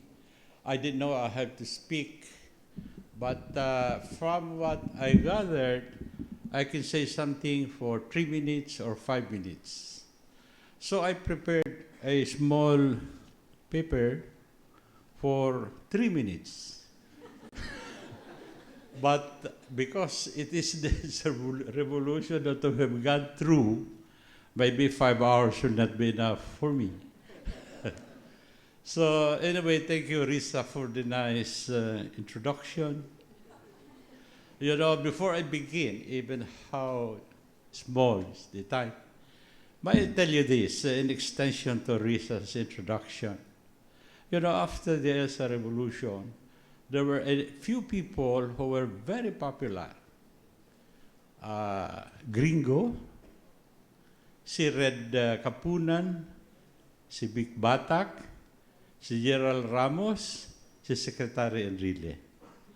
Now, I don't know for whatever reason, ang iniimbita ng mga small group, may mga magaganda, lahat naman, hindi kagaya ko pangit. Sa mga madre, etc. Ang iniimbita lang, wala Secretary Enrile, yung 4 plus me. So we went. You know, Risa, what happened? All of them were mobbed by the crowd, except me. So, I do not blame them because Risa is correct. I am the ugliest. So anyway, I would like really to speak extemporaneously kung pwede sana. Pero I don't think we have the time because I'll be entertaining you on things that, well, it's funny maybe, but meaningful. In any event, this is an outline and also introducing who I am because nobody bothers with me except Kiko. So I will read this with a 3-line introduction about myself. With your permission, I will begin from the beginning. I was trained as a professional soldier at the Philippine Military Academy, or PMA, beginning in 1952. If you know your arithmetic, that is 75 years ago. I left the portals of the PMA with the knowledge that as a professional soldier in a democratic polity, and I'm quoting, mine was not the reason why, but only to do and die, unquote. But I'm still alive. My original sin, this is very important, my original sin, or my second original sin, to be accurate, as a follower of Christ, we have the original sin. So this is my second original sin, was that I violated this dictum soon after I was deployed in the Sierra Madre Mountains in the fight against the Hooks in 1956. In other words, I violated the mine is not the reason why. I resigned immediately after my graduation.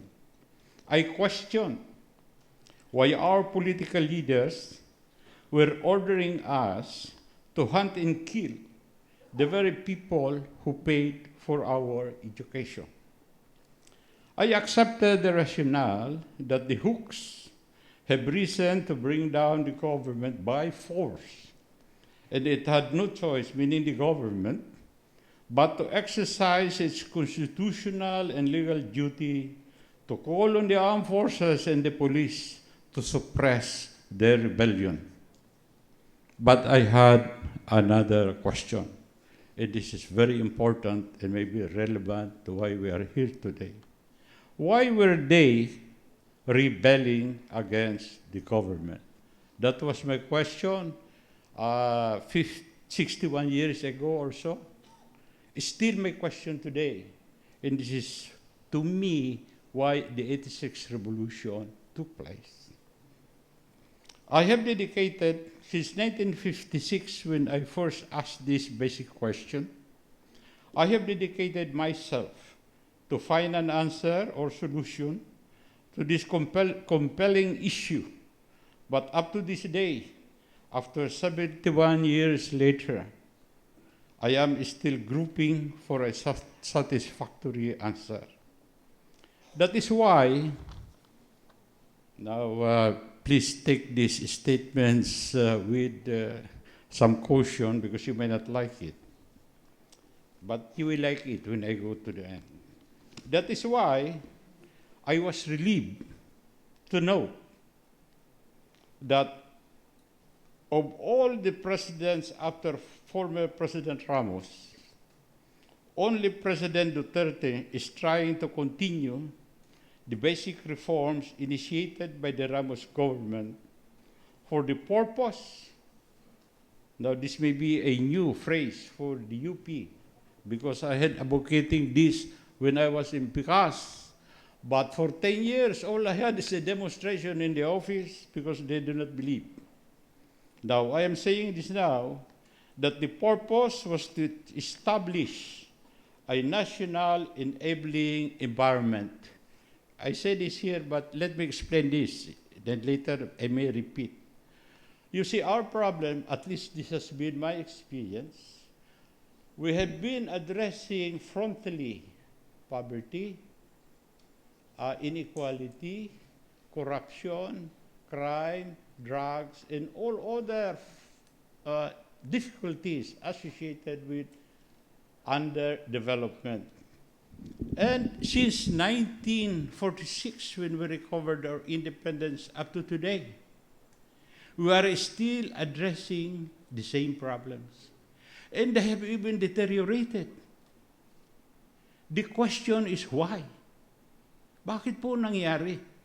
That's why since 1969, when I was asked by former President Marcos to organize a think tank here in the university, because this is the source of the nation's wisdom, I already tried to explain that nothing can happen to this country if we don't establish an enabling environment that will enable the Filipinos, give them the capability, enable them to be able to acquire that shaping impulse, which will allow them to ask the question, who are we? What do we want to be? What can we be? Etc., etc. Now, you cannot ask that question if you do not have the capacity, the base, to be able to think about those basic issues. If you are faced with the problem of where will you eat for the next day. That's the problem. So, I'm sorry, I went a little advanced. Anyway, I was told I have 15 minutes, so it should be a little more. I'll repeat that here, but all right. Let me continue now. As I said, my thesis is Duterte is the only president who tried to continue the basic reforms of President Ramos. It does not mean that Estrada, Gloria, sino pa? Si Pinoy, at si Duterte, well, yung tatlo lang, that they did not do anything. No, they did something. They were doing something, touching on this, but not the focus. The focus necessary. Why? Ito po is why are we claiming that this is we have to create an enabling environment, and ano ba ito? And why should we establish it? Ito po ang thesis noon ni President Ramos.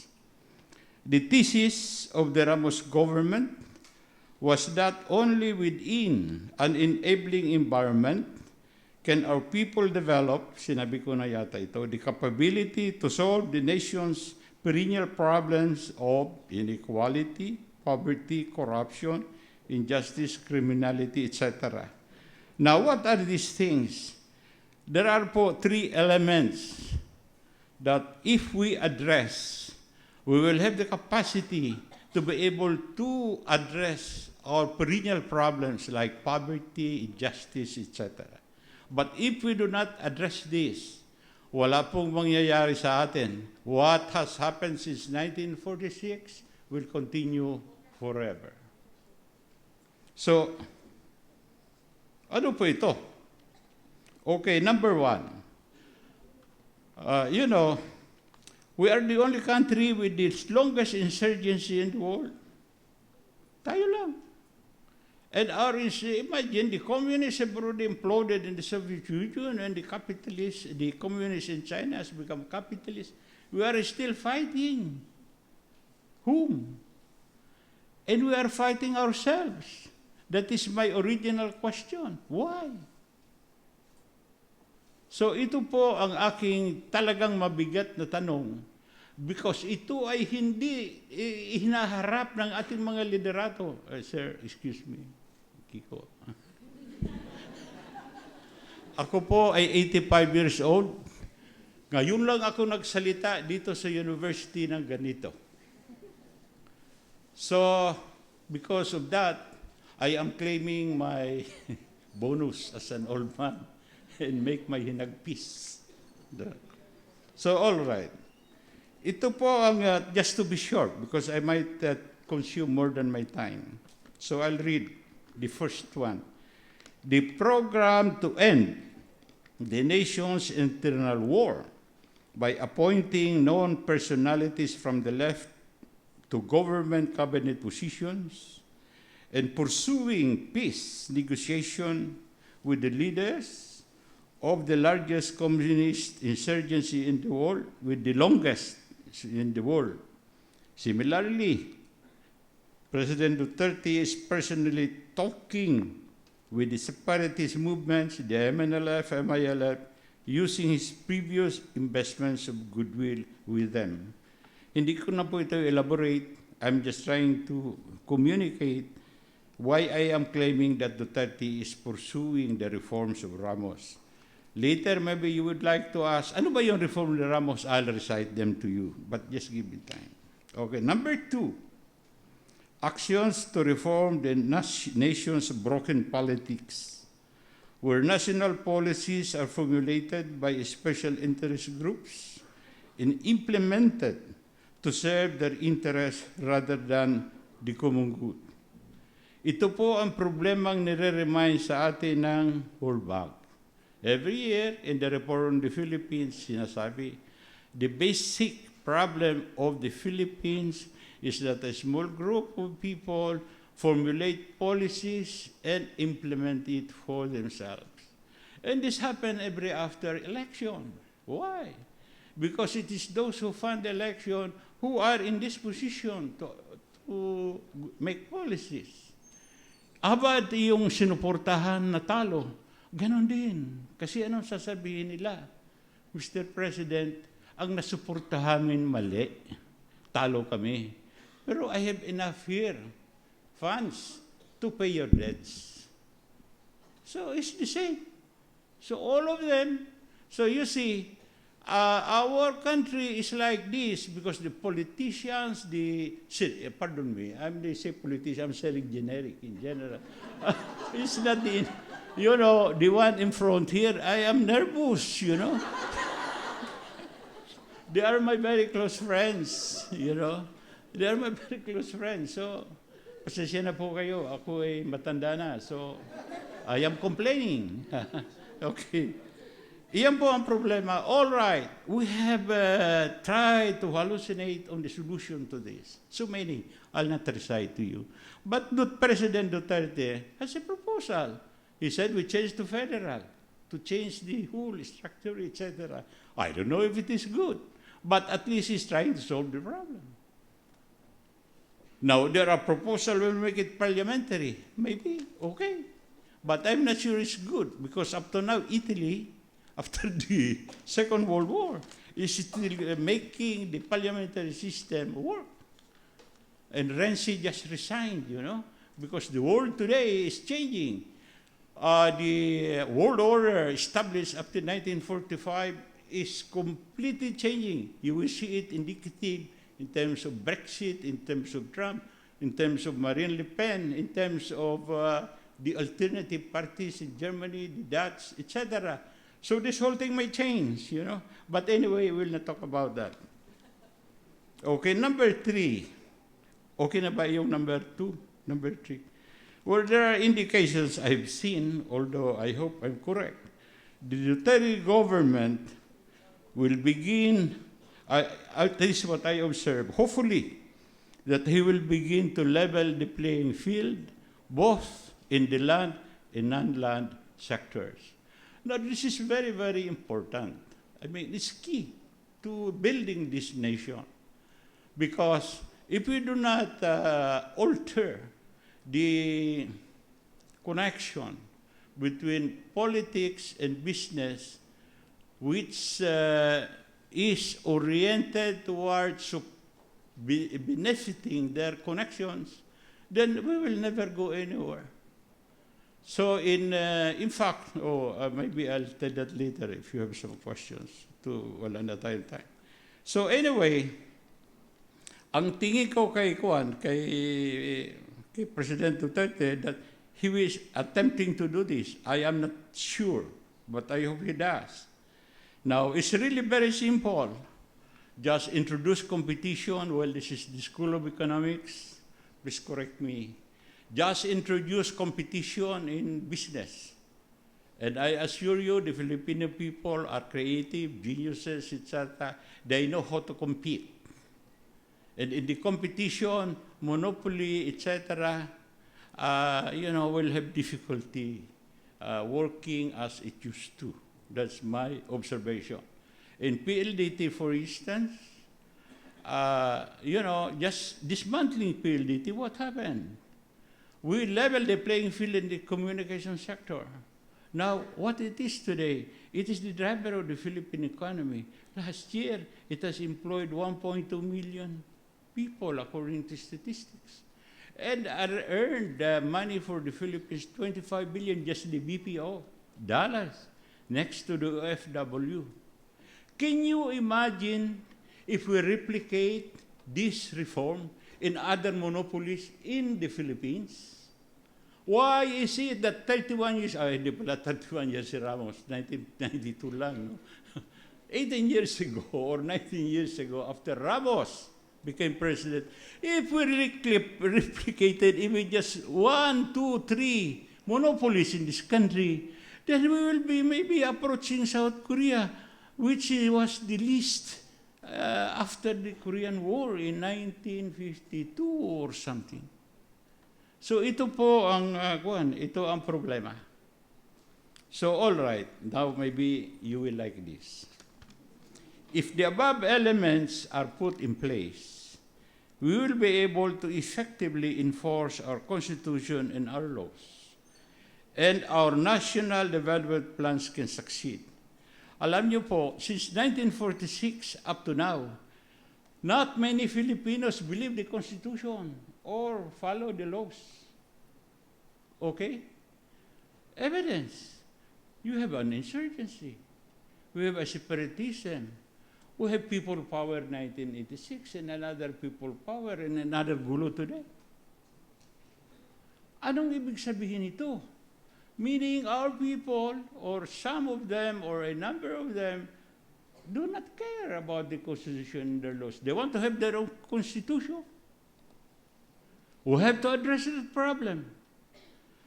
Okay, itong National Development Plus, alam niyo po ako, hindi ekonomista, yung aking trabaho sa gobyerno, security guard, national security advisor. Pero ito po, pinagtitingnan ko ito noon.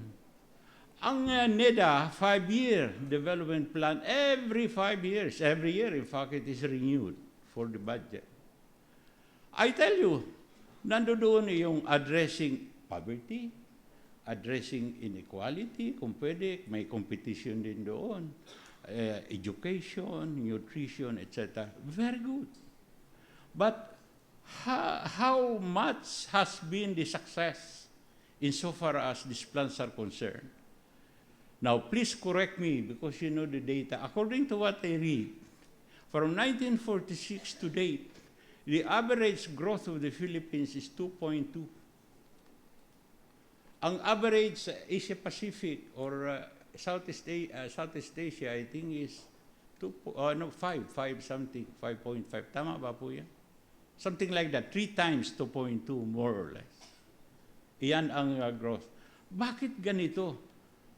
Why is it not succeeding? Paulit-ulit tayo a year, wala rin. Now, to me, these are the fundamental questions that we have to ask if we have to really implement the spirit of EDSA.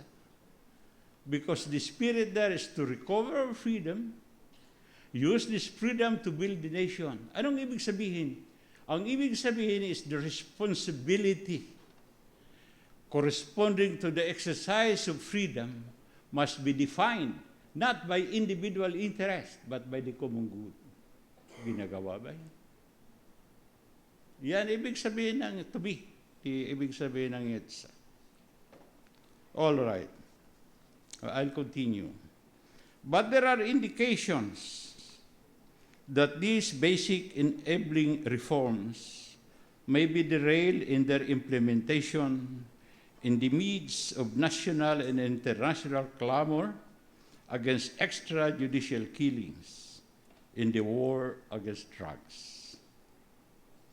Now, ito po ang aking really problem na I hope the government does not do this so that they can address the 3 basic things. Now, if they continue to do that, 2 things can only happen. Either President Duterte becomes the greatest president of this country or he is the worst. If he does these 3 things, he'll be great. If he fails, he will be remembered. History will write about extrajudicial killings. Tama po ba? I hope they're listening, my friends there. Okay. Nabasa ko na ba ito? Okay. In any event, regardless of whatever other purposes the government may have in the brutal war against drugs, extrajudicial killings have limits, especially when applied with impunity. Ang ibig sabihin ko po, you cannot kill everyone. Yan po ibig sabihin. When there was a war in Iraq, some leaders said, you cannot kill every Iraqi or every Arab. So why use that kind of force? But anyway, that is another story. Now, extrajudicial killings create conditions where vengeance defines justice. Translation, ito po ang sinasabi ng mga Moro brothers natin na rido, vendetta, blood feud forever. In fact, 9/11 could be argued as a result of centuries of oppression. And those who perpetrated it, who are they? They are the Saudi Arabs, you know, the one that is totally controlled. But again, that is another story. Okay. The same conditions, I mean yung extrajudicial killings, create a moral command, a compelling moral imperative. This is according to the late Jaime Cardinal Sin. I am qualifying this for Risa because ito si Almonte matanda na, marami pang sinasabing hindi maintindihan ng mamamayan. Hindi pa ako may sabi niya, si Cardinal Sin. Where disobedience, sabi ni Cardinal Sin, disobedience binds all, everybody, whether citizens, soldiers, police, together, unconditionally, irrevocably, universally, absolutely. Translation, ito po ang tinatawag na people power. It may be recalled that the 1986 People Power Revolution was not merely a people's collective exertion against a tyrannical regime. More importantly, it was a people's war to recover their dignity and freedom, ensuring that as life comes from God, only God can take it away. Now, I'm not trying to impress you, I'm a theologian. But let me tell you that the world has recognized the EDSA People Power Revolution as a model simply because it succeeded in bringing down a regime without bloodshed. Actually, it's not 100%. One died, one was shot, one soldier. But he has no blood, maybe. Call it bloodless, you know. So, oh, sorry, my soldier. But, all right, baka nakalimutan ko na. Okay. Ang gusto ko po sabihin, i-communicate ganito, na iyong peaceful revolution, hindi yun nangyari by accident. That was deliberate. It was but this is among us only. It was our commitment to everyone that since we are fighting fellow Filipinos, we should ensure that we should not hurt anyone if we can. If we come out with this, everybody is not hurt, we will grade ourselves 100%. Why? Now again, please don't misunderstand. We believe among ourselves that, as I said, life is comes from God. Our dignity is mere reflection of His dignity. If you assault the person, you assault His dignity, you assault God.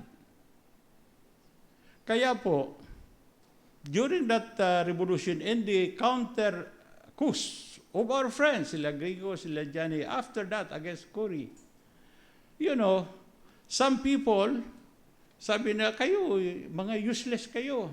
Yellow Army ito nagsasabi sa akin.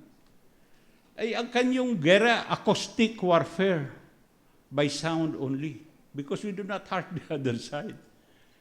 Now, I cannot explain to them that in internal war like what we have at that time, the first principle of war, which is not written, is not to hurt your countrymen. Hindi po yan nila maintindihan. Ngayon, kung na lang sinasabi sa inyo na yung accusation na kami mga acoustic experts, hindi po correct. And that was the purpose. Kaya po yung walang dugo. Okay? After the EDSA Revolution, I resigned completely. Ito personal na. Sabi ni FBR, bakit ka ba officer rito? Bakit ako sa iwanan mo kung ano ka ba? So, all right. Sabi ko, kung gusto mo ako sa civil military, that is the least position in the armed forces. Nobody likes that. Yeah, it's the least. It has no budget, it has no civil military operation. Bakit yan gusto mo? Sir, sabi ko, alam mo yun, natutunan ko sa Vietcong, ituro ko dito. Natutunan ko dito, ituro ko. Itong sinasabi ko sa inyo, that life is precious. We must not play with it. And the whole meaning of ourselves is really to enhance, to enlarge, to strengthen the dignity of the human person. So, anong ginawa ko po? Tinuro ko ang Biblia, yung Bible and Quran sa armed forces. You will be surprised. Some Muslims were asking me they want to join the Bible study. I let them sign a waiver because they might run amok, you know. So, but just to show you the interest, the sincerity. Well, I think this was, well, not I think. Even when I was there was this value formation, they call it. It's now a part of the curriculum and the PMA. It is being taught in the armed forces, in the training schools, and in the police. Now, the effect, I will not be able to say na, we succeeded because there are many, yung Korean, kapapatay lang, how could I say we succeeded sa police? So, anyway, that's a problem, but in terms of policy, in terms of exertion of a program, we have done that.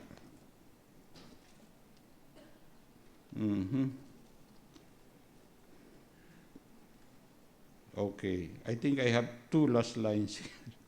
If the 1986 People Power Revolution is being argued as the nation's contribution toward culture and civilization, it is primarily because it brought down an entrenched predatory and cruel regime without assaulting the life and dignity of anyone, friend or foe alike. It became a world model for political change without bloodshed. So I think I have touched on that earlier. So if you ask me, how relevant is the 86 revolution to what is happening today? I think it's very relevant in many ways, but for me, just one point. Let us ensure that no life, let us, I'll rephrase it, Risa. I'm not very good in English. There is no life, there is no ideology, political, economic, or others, that are so weighty, so high, that it deserves taking away human life. To me, human life and its dignity is the beginning and end of who we are as a people. So, salamat po.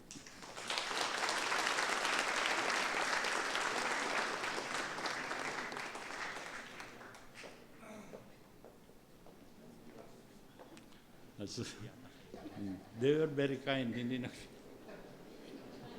Okay.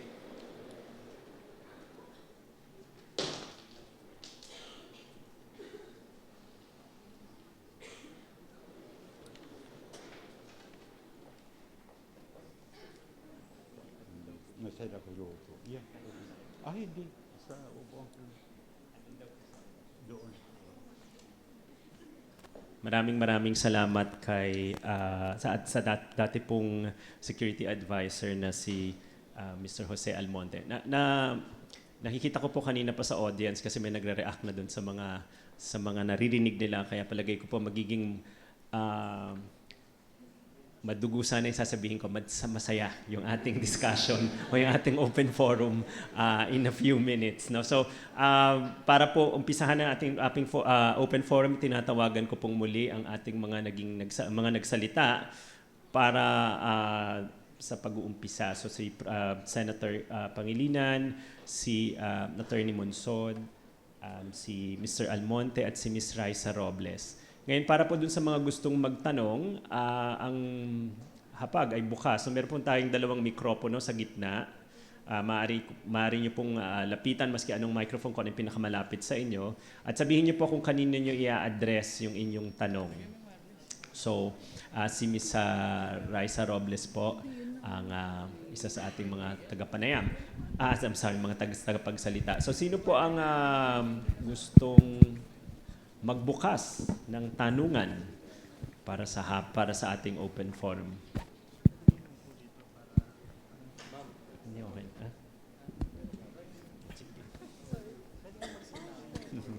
So, sino ang wag matakot?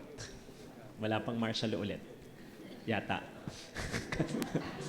Hindi rin ako sure. Pero, so sino ang gustong magbukas? Sino ang unang gustong magtanong? Hindi ako naniniwalang walang gustong magtanong. Kanina lang may nagre-react. Sige po, yung nandun po sa dulo. Yan po yung microphone sa gitna.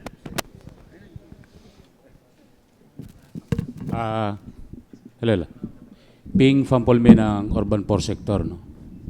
Ang tanong ko po doon sa lahat, not so young sa speakers. No? Ang espiritu ng EDSA, buhay sana, kung ang problema nagkaroon ng mga backlash within the communities, hindi ito na-sustain ng EDSA. Sa halip na dumami ang mga community organizers, nawala pa. Saan ang EDSA ngayon pagdating doon sa mga komunidad na mahihirap? Yun lang po ang tanong. Nasaan ang EDSA? Sino po ang gustong unang sumagot? Sa palagay niyo po, nasaan ang EDSA sa konteksto, sa kasalukuyan? Sino po ang... Idagdag ko po, nung nanawagan kasi si Cardinal Sin, nung time na yon, talagang nag-mobilize yung mga urban poor communities dito sa National Capital Region. At tumambak kami sa EDSA. Pero after that, sa halip na masustain o masuportahan yung mga community, nasaan ngayon ang espiritu ng EDSA? Yan ang tanong. Okay. Alam nyo, nabanggit ko na ito dati, no? After EDSA 1, sumunod pa nga, EDSA 2. No? Ibig sabihin, kaya nating magpatalsik, di ba, ng namumuno. At lumalabas, yung pala yung madali na gawin. Dahil yung mahirap gawin, yung inaasam-asam at yung ginugusto sana ng mga kumikilos para sa pagbabago ay hindi na-follow through dahil sa pamamahala, kakulangan ng pamamahala at maayos na pamumuno. So, in other words, after 2 EDSAs, we now, we come to the conclusion, the last one was 15 years ago, 2001, no? Removing regime change is the easy part. But actual, real developmental programs being put in place, that's the challenge. Yan ang hamon. And like I said kanina, yung transformation ng mga ibang bansa dito sa rehiyon natin, ang ASEAN halimbawa, pati yung the 80s, the miracle ng Northeast Asia noong 80s, hindi yan 6 na taon lang. Hindi yan isang termino lamang ng isang presidente. It was actually at least a decade and a half of consistency in policy, at least a decade and a half in continuity in terms of reforms. Kaya nagkaroon ng ganong klaseng moving away from developing nation status ang mga bansang Korea, South Korea, Taiwan, Hong Kong, Malaysia, Singapore, tapos yung susunod na wave, yan yung Malaysia, nariyan na yung Thailand, Indonesia also. No? So yun ang hamon. Paano natin titiyakin na yung pamamahala at pamumuno ay nakatutok doon sa programang talagang may direktang epekto sa kahirapan, no? At sa kawalan, at siyempre sa usapin ng maayos o good governance. Sa aking paniwala, pag tiningnan mo yung mga poll surveys ng ng mga kababayan natin, dalawa ang major concerns. Kahirapan, trabaho, hanap buhay, iisa yan, at yung corruption. Kasama na rin yung criminality sa corruption, yung kawalan ng hustisya at katarungan. Dito lamang matutukan lang natin ito sa mamamagitan ng mga programang kasama ang taong bayan, inclusive kailangan at participatory. Palagay ko, yun ang pagsubok at hamon ng panibagong EDSA. Hindi EDSA na magpapatalsik ng kumikilos para mapatalsik ang isang nakaupo, kung hindi ang kilos na kung saan kumikilos ang taong bayan para yung kanilang mga komunidad ay naibabago at nailalagay sa ayos, kasama ang mga leader na mayroong programa at prinsipyo. Palagay ko yun ang hamon sa atin na kinakailangan nating itulak pa. Okay. Sino po ang gustong magdagdag pa? Si Ms. Robles? You know, we made a mistake after EDSA. We left politics to the politicians. That was a mistake. And, you know, we left it na, we allowed them, the Countrywide Development Fund, to introduce, again, the Countrywide Development Fund. We allowed them to you know, to indulge in corruption. But, you know, we are a young nation. Please remember that. And we learn as we go along. In the Ramos administration, taught us how to plan ahead for the long term. I think that was one of the main contributions of the Ramos administration. Kasi we as a people, we really don't plan a lot. And then Gloria Arroyo, we learned, you know, I mean, the people hated her. I mean, she was very, very unpopular. And yet, she continued to work and work and work. You know, when I think of Gloria Arroyo, I think of a hamster on a wheel. You know, she keeps just working and working and working.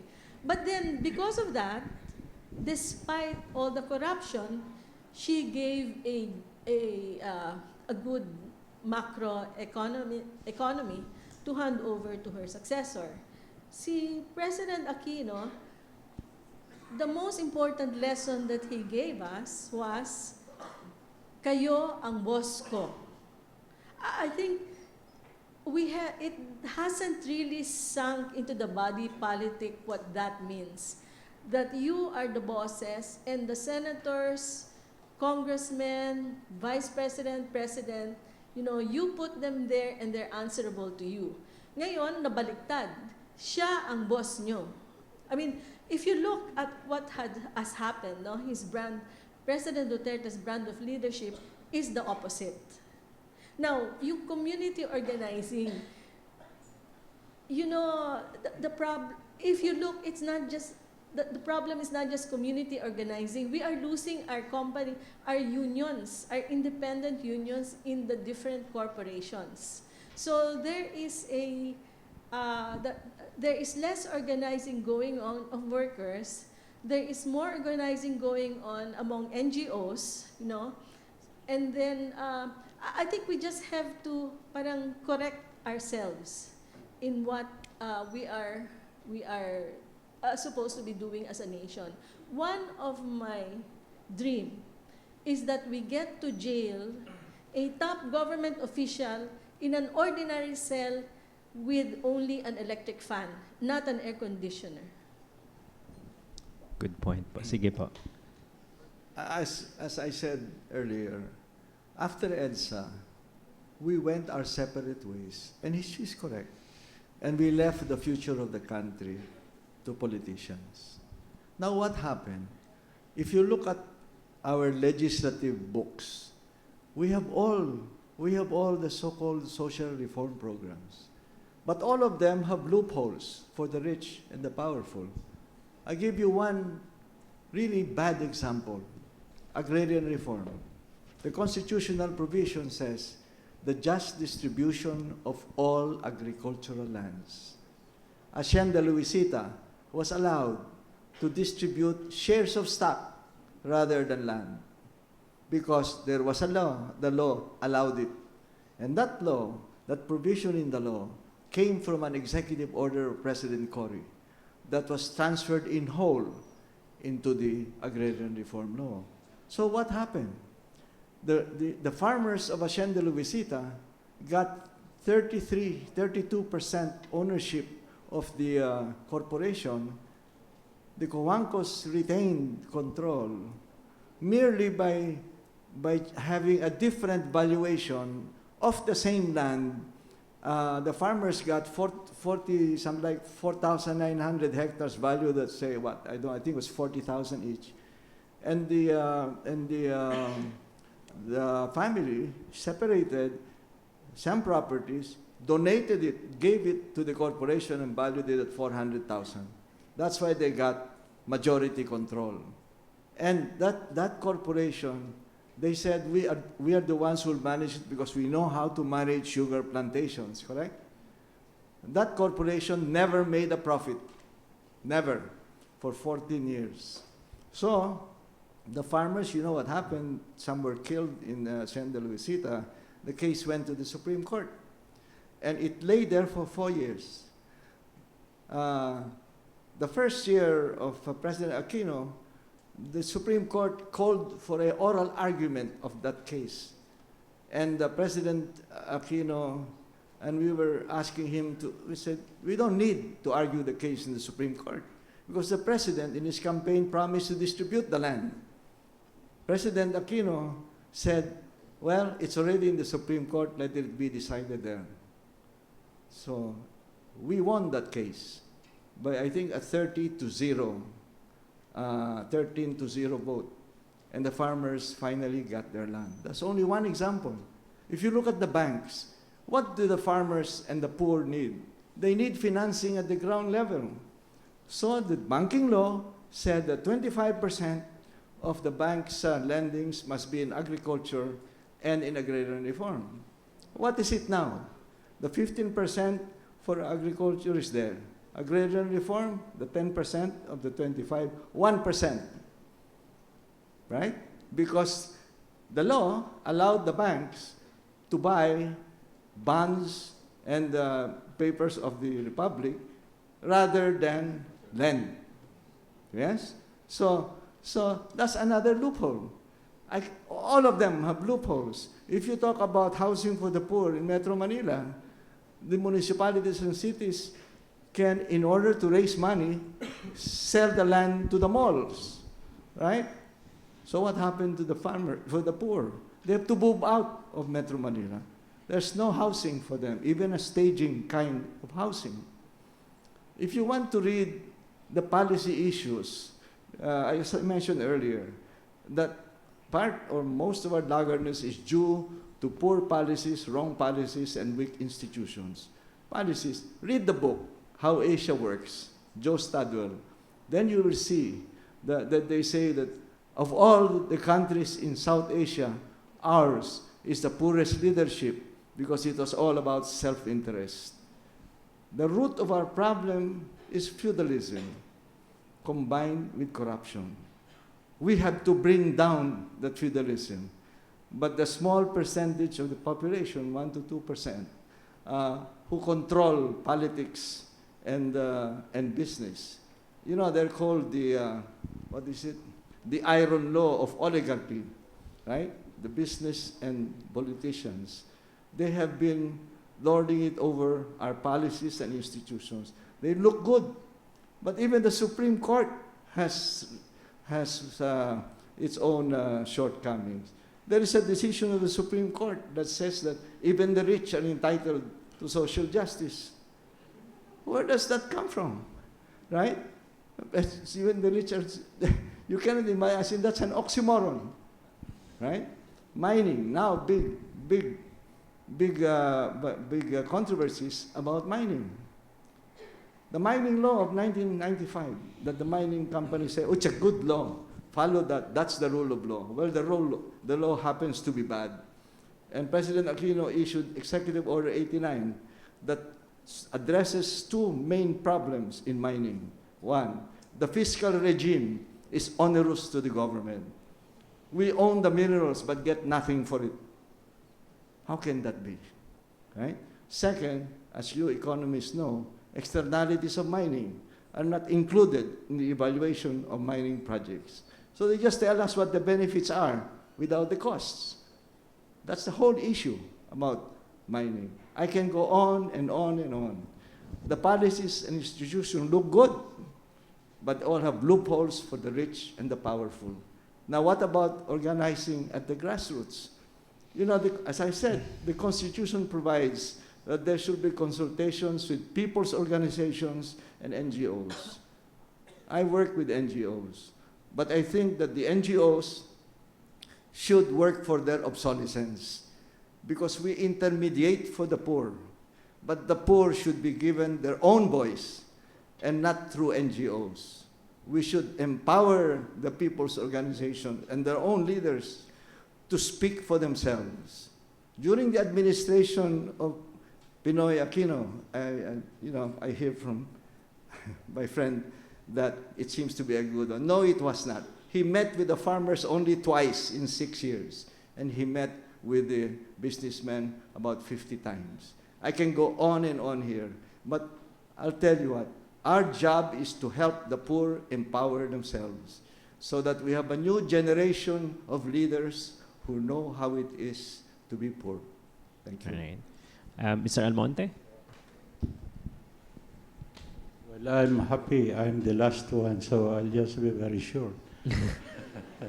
My colleagues have already explained the question very well. May I just put the issue in context. Poverty is universal. There are poor everywhere. The most they do, even in highly developed countries, is really to establish a minimum. And I think in rich countries, the minimum is 5% or less. But there is zero, if I'm correct Christian, zero, there is no zero poverty anywhere in the world. There's none. Mass poverty, as long as it's below 10, they say there's no more mass poverty. Below 10. Well, I said 5%. But it does not mean that we should not really try to eradicate poverty. I think my colleagues here have already explained. I just want to add one point. And I think our government has recognized this very well.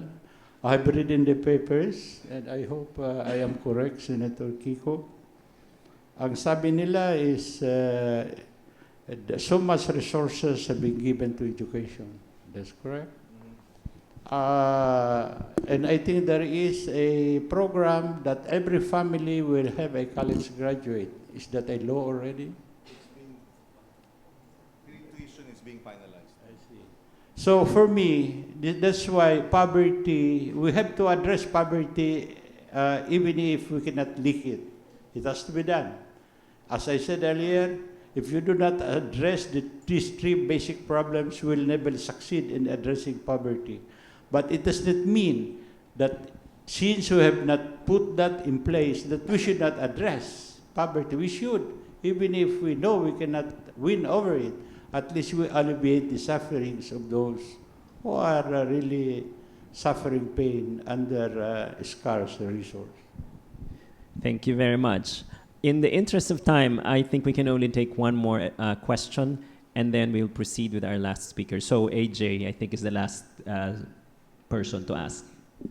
Okay, so thanks for the opportunity to ask the question. I'm AJ from the School of Economics.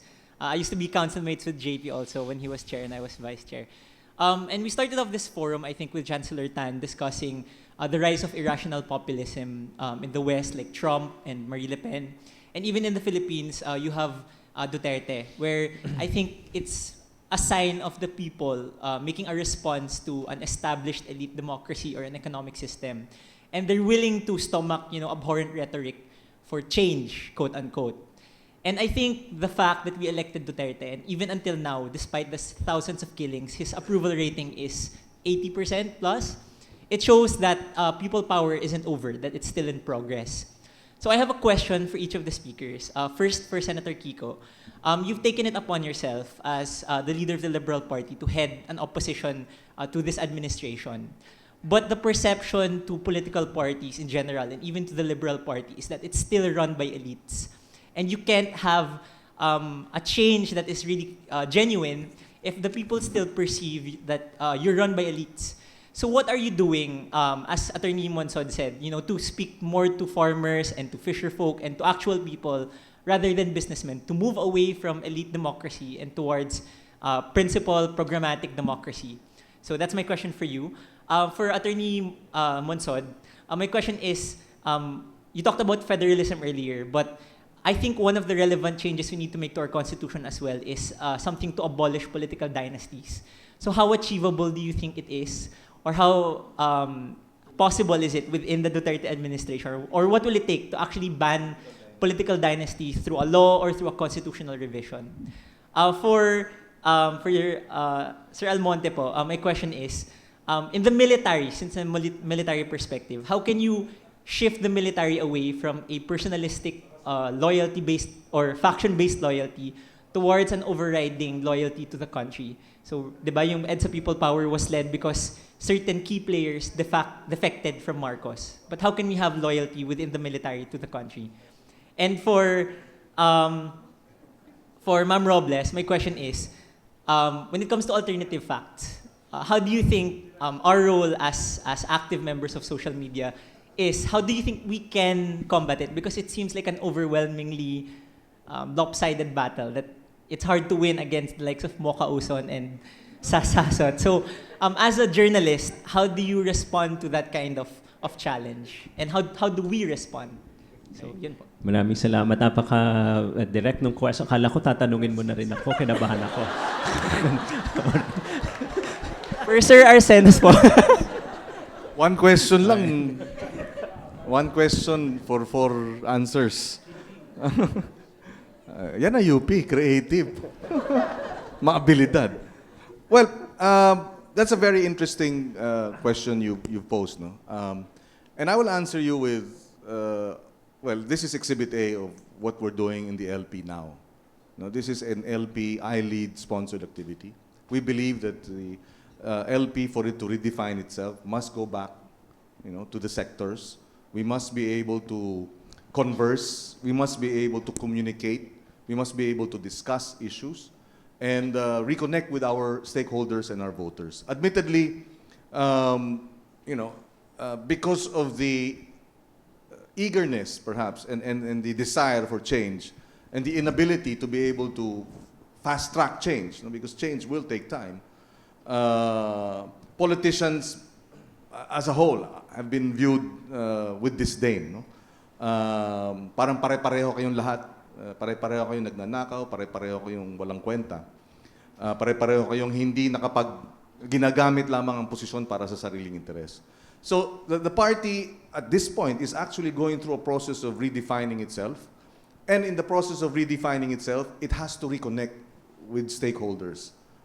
It has to reconnect with different sectors. So this is the first I became president of the party last October. And we have been going through a process of redefining the party's role and how we are to reassert the party's relevance in the current state of affairs. But we recognize that we will be only as effective as the number of voters and constituents that we are able to attract. We have to inspire, actually, the people to take a second look at political parties and perhaps see the Liberal Party, as we redefine ourselves, as one of the institutions that may precisely address the demands of a constituency and the voters. In 2001, when we first started Tayo, this is the 10 Accomplished Youth Organizations, and I founded it because I realized that this was an opportunity for young people after EDSA DOS to bring people power to the next level, which is to reshape communities. I didn't expect that 100 organizations would be applying and participating in the search. which is to say, and today, after 15 years, over 400 organizations, young people wanting to do something in their respective communities, which tells me that it is not true that young people or our citizens are apathetic or indifferent. It's just that because of the so much information out there and a lot of different activities, they don't know where to start. So when we challenge young people, you provide us a project in your community, in your school, that has reshaped your community and made a difference, whether it's in environmental protection, whether it's in education or health. Boom! They started participating. They started applying. They started doing their share. So this is the challenge, actually. I believe our people are truly looking for, how are we to move forward in the same way that Taiwan or Korea, South Korea, or Japan, or Hong Kong, or Malaysia, or Singapore has moved forward. Napapag-iwanan tayo, alam ng mga kababayan natin yan. They also want change. That's precisely why itong huling election, ganun ang agitation, dahil gusto nila ng pagbabago. So the challenge to the Liberal Party is to transform itself from the elite image and perception that it has gained, perhaps, and bring it into, and transform it into a genuine people's party. So that basically is what we're doing. And how do you do that? By reconnecting, by showing your vision. How do we move towards first world status? We will have several others. I was talking to Chancellor Mike Tan, and I said this should just be one of many that we are going to fora that we will undertake. We will discuss poverty. We will have a fora on poverty and development. We will have a fora on death penalty, among other issues, so that talagang we build, at least this is the plan, to redefine the Liberal Party, make it more inclusive, and hopefully present itself as one of the movers to be able to bring our nation to develop nation status in the next 10 to 15 years. Thank you, Senator Pangilinan. Attorney Monsod. Just 3 parts. Our constitutional provision already says that dynasties, there must be a law against dynasties. Let me explain why we say in the Constitution, as may be provided by law, instead of saying 4 degrees, 3 degrees, and 2 degrees. It's because at the time, we were convinced that we were on the road to transformation and that eventually we do not have to ban even political dynasties. And therefore, it is up to the legislation to say that at this time, we need to ban 4 degrees. Then later on, they'll say we only need to ban 2 degrees. That's not exactly what happened. Now, those who advocate federalism say, well, we can solve that, because what we will do is that when we pass our legislation to create a constituent assembly, we will say there that there must be a ban on political dynasties and so on and so forth in the new constitution, because their plan is really to totally overhaul the constitution. Well, there is a loophole in that, because once a constituent assembly is in place, it has plenary powers to do anything. They don't have to follow the dictum or the agreement or whatever it is, that there will be an anti-dynasty provision in the new constitution.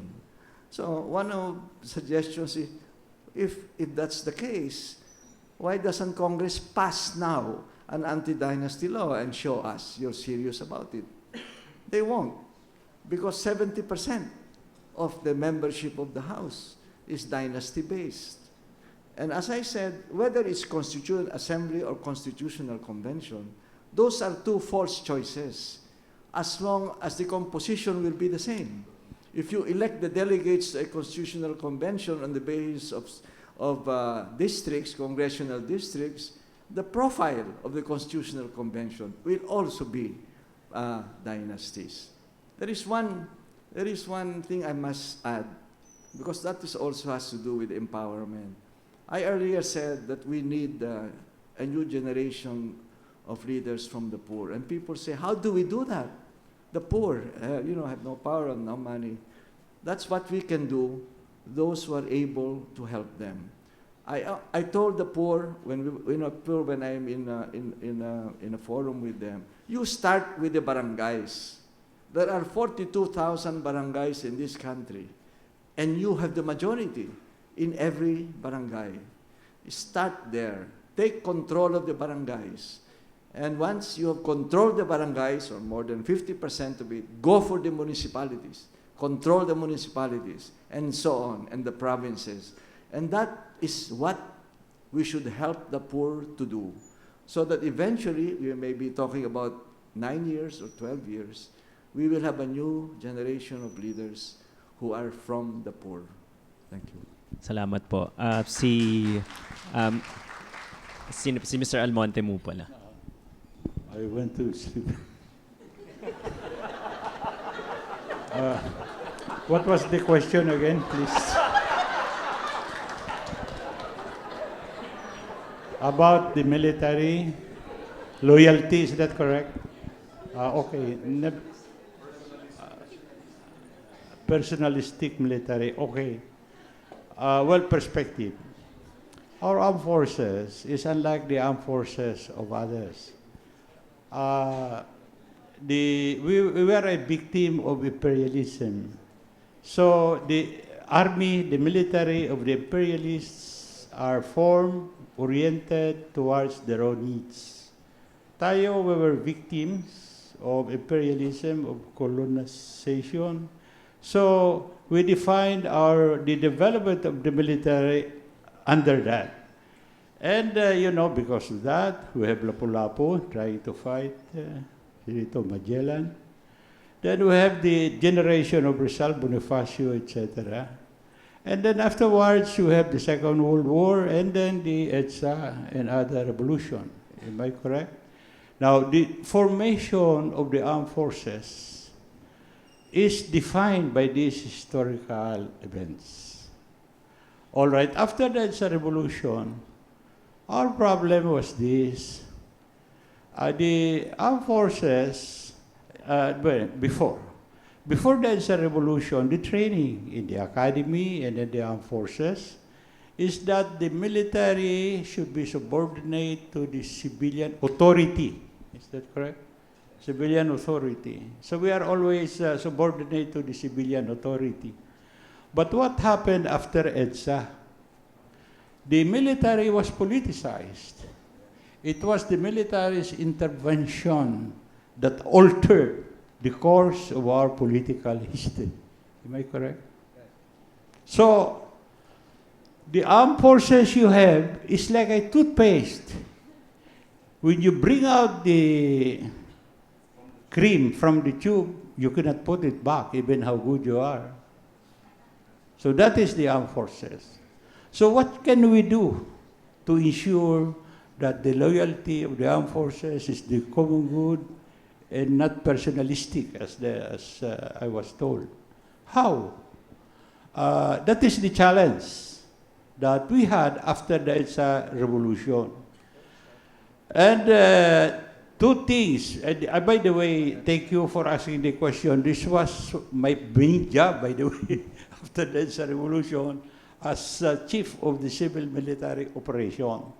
Now, if I recall correctly, matagal na po ito. We did two things. One is to educate, indoctrinate. We don't call education, acculturize, indoctrinate the soldiers on moral things, And then the other one is to explain to them the meaning of the political process of the political power, how it is acquired, how it is used. Now, on the first one, what we try to do, as I said earlier, we try to, try to make them loyal or true believers. In other words, if they are Christian, be a good Christian. If you are a Muslim, be a good Muslim. After all, the best Christian is a good Muslim. and the best Muslim is a good Christian. So we educate them along these lines, etc. I no longer identify what are these values that we use to indoctrinate them insofar as discharging their work, their job is concerned. So the other one is to educate them principally on what's the limit of the gun. That the barrel of the gun is not the source of political power. It is the people. It is the people who determines when a coup must succeed or fail. So they have to understand that fully. If they do not understand that, then they'll become mercenaries. So this is, I tell you, this is not an easy thing to do. Up to now, I'm old. Some of those people in charge with this, they still go to me, Sir, ano ba itong ganito? Ano ganito? So this is the reason. Very simply lang. Make them understand that they are part of the national community. They have a role to play. And there is a limit to the resources that they command in playing that role. So if they overreach, as I used to tell them, we're not. In Latin America, the highest ambition of a soldier rank is president. Huwag na kayo dyan. Dito lang tayo. The highest rank is to be 4-star general and be chief of the staff of the Philippines. Not the president. If you want to be president, resign, retire, be a civilian, then run. That's the principle that we have indoctrinated. But the most intimidating is to tell them that your gun, even if it is an exocet, it's useless because the people is the greatest weapon on earth, nobody else. And you have to understand that. That is why EDSA 1, EDSA 2, other EDSAs. Ang tanong, will this happen, another EDSA? Alam mo, ang sagot ko po, it depends on the people. President Duterte maybe, who can disagree that they are killing people?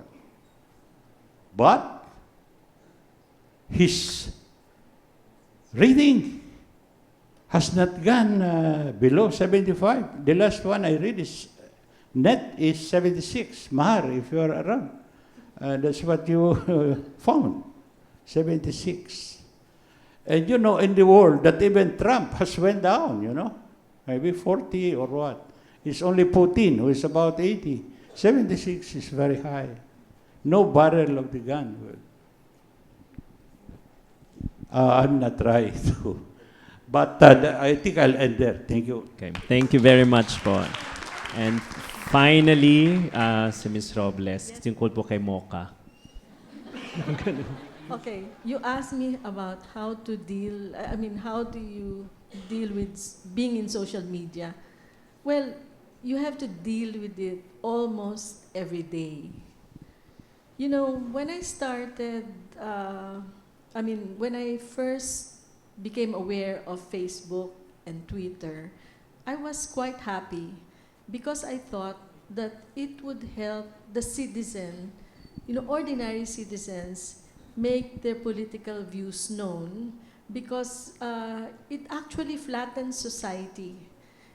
If a government official was on Facebook or Twitter, you could actually directly communicate with him. Little did I know that it could also be used for massive propaganda. When I interviewed President Aquino just before the elections, I think 2015, I asked him if he was in social media. I asked him if he was on Facebook and Twitter, and then he said, "What's that?" So I told him there were 25 million Filipinos, and he didn't seem impressed. So that was, I think, the fatal mistake of the Liberal Party, because they were not on social media. But as ordinary citizens, how do you deal with people who directly attack you?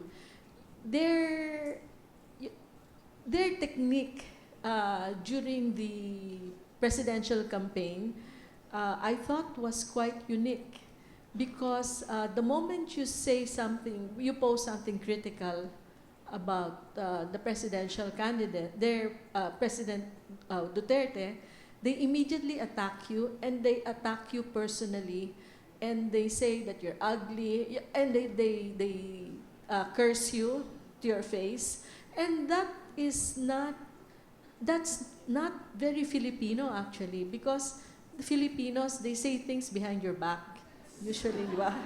You don't say things up front, but this was different. So it was I think that was a deliberate policy in their case, no?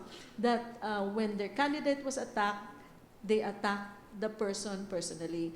And this thing keeps happening right now.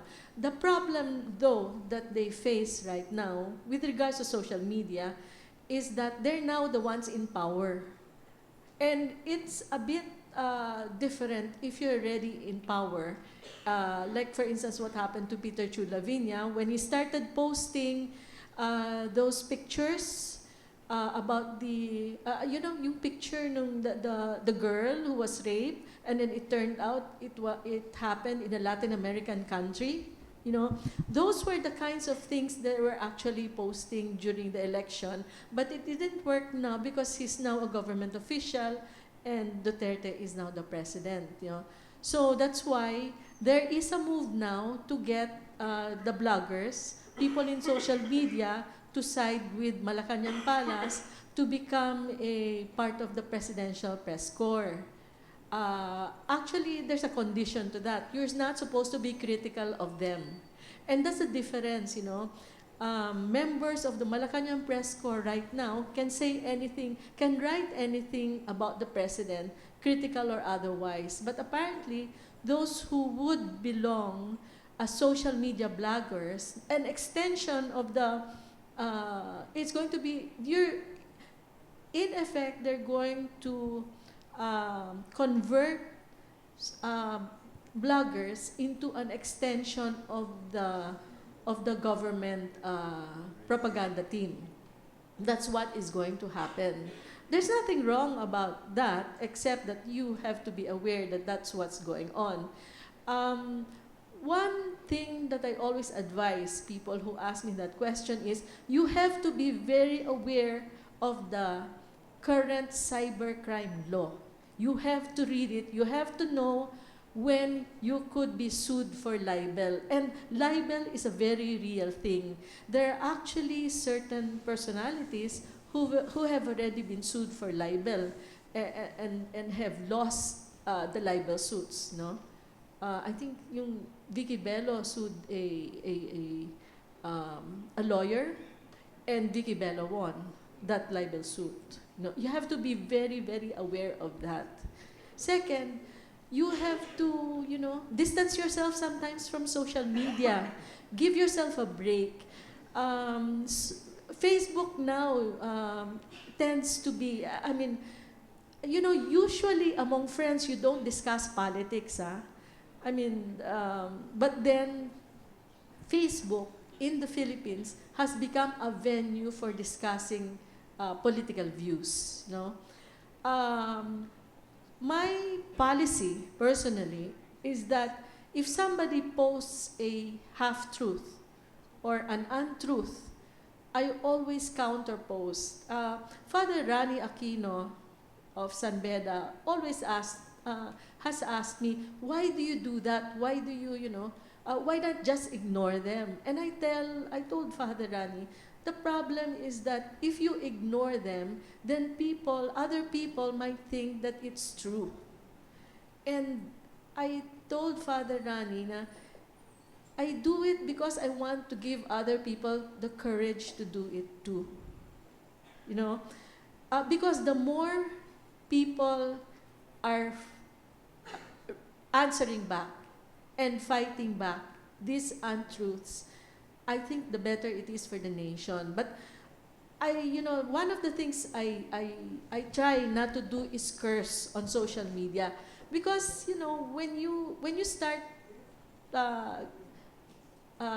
calling each other names, everything goes downhill. The debate goes downhill, and for me, it's important that even if you are a Marcos loyalist, except if a Marcos loyalist tells me bayaran, I mean that for me there's no more discussion if I'm told that. But I believe that even a Marcos loyalist, even a Duterte supporter, an avid one, deserves an answer, a reasonable answer from you. That's it. Maraming salamat. Sa punto pong ito, nagtatapos yung ating open forum. Palakpakan lang po natin uli yung ating mga panauhin ngayon. Sige po. So maya-maya lang po ay tatawagin natin yung ating huling tagapagsalita sa hapong ito. Marami pong salamat ulit. It's very insightful and I personally enjoyed it. So, ito po ang huli nating tagapagsalita, ang I would say the highlight of the day. And gusto ko lang pong sabihin na isa siya sa mga pride ng UP School of Economics kasi alumnus siya ng School of Economics. Personal pride ko siya kasi kahit hindi niya alam, kasi dormmate ko siya. Ang layo, ang lalim ng aming samahan. At ang kilala ko pala yung tatlo niyang roommates, hindi siya. Pero again, natutuwa po kami at ikinararangal po namin na sa pagkakataong ito ay makakasama po natin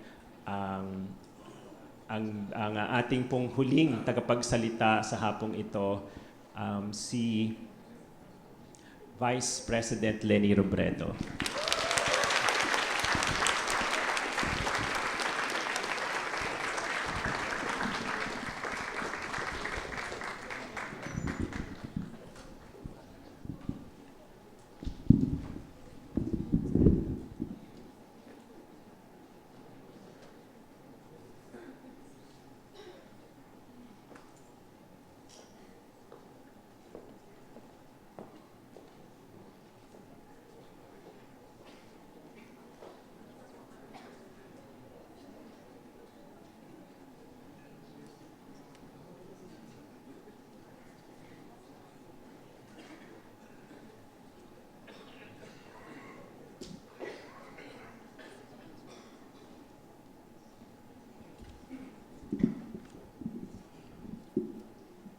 Senator Kiko Pangilinan,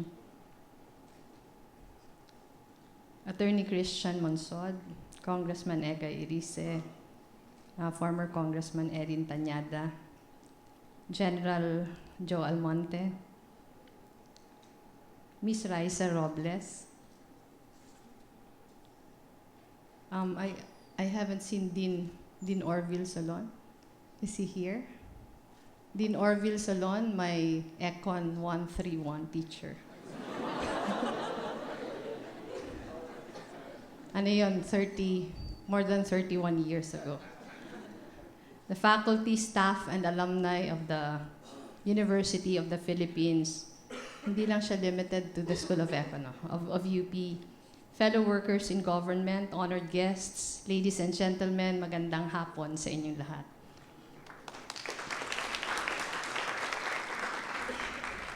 It has been 31 years since our people took to the streets in peaceful revolt. I still remember those days. I was a shy and impressionable provinciana.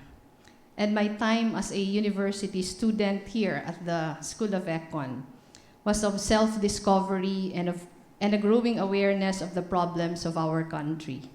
After all, one of UP's strengths is the way it exposes us to the realities of the world, of the social and political issues that shape those realities. In those final years of the Marcos dictatorship, all was not well. Resistance against martial law was gaining momentum. The people had awakened to the wholesale plunder and human rights abuses of the Marcos family, and they were ready to fight back. Our economics professors then wrote a white paper on our country's economic troubles. It was a bold and fearless document, debunking the lies that the Marcoses had peddled on the state of our economy. If I'm not mistaken, that was in 1984, a year after the death of Ninoy Aquino. You see, for a long time, Marcos claimed that the Philippine economy was in good shape. But that white paper showed us that this was far from the truth. Inflation had spiked up to double digits, and the prices of consumer goods were extremely high. Marcos borrowed huge sums domestically and overseas, but we found that the borrowings did not go to public infrastructure. Instead, that white paper showed, factually and without any doubt, that the funds were funneled away into the Marcos ambitions of wealth, state control, and total power. Before martial law, our economy was second only to Japan. After Marcos' rule, it languished and never really recovered to the level that it was before. As we know now, the assassination of Ninoy Aquino catalyzed the People Power revolution. Enough was enough, the people said. For 3 days in February 1986, thousands peacefully marched to EDSA despite the risks. Military tanks stood at attention, and soldiers held their rifles ready. But they could not stop us. We wanted a government that would take care of its people, not destroy them. We wanted our freedoms restored under a democracy that was rightfully ours.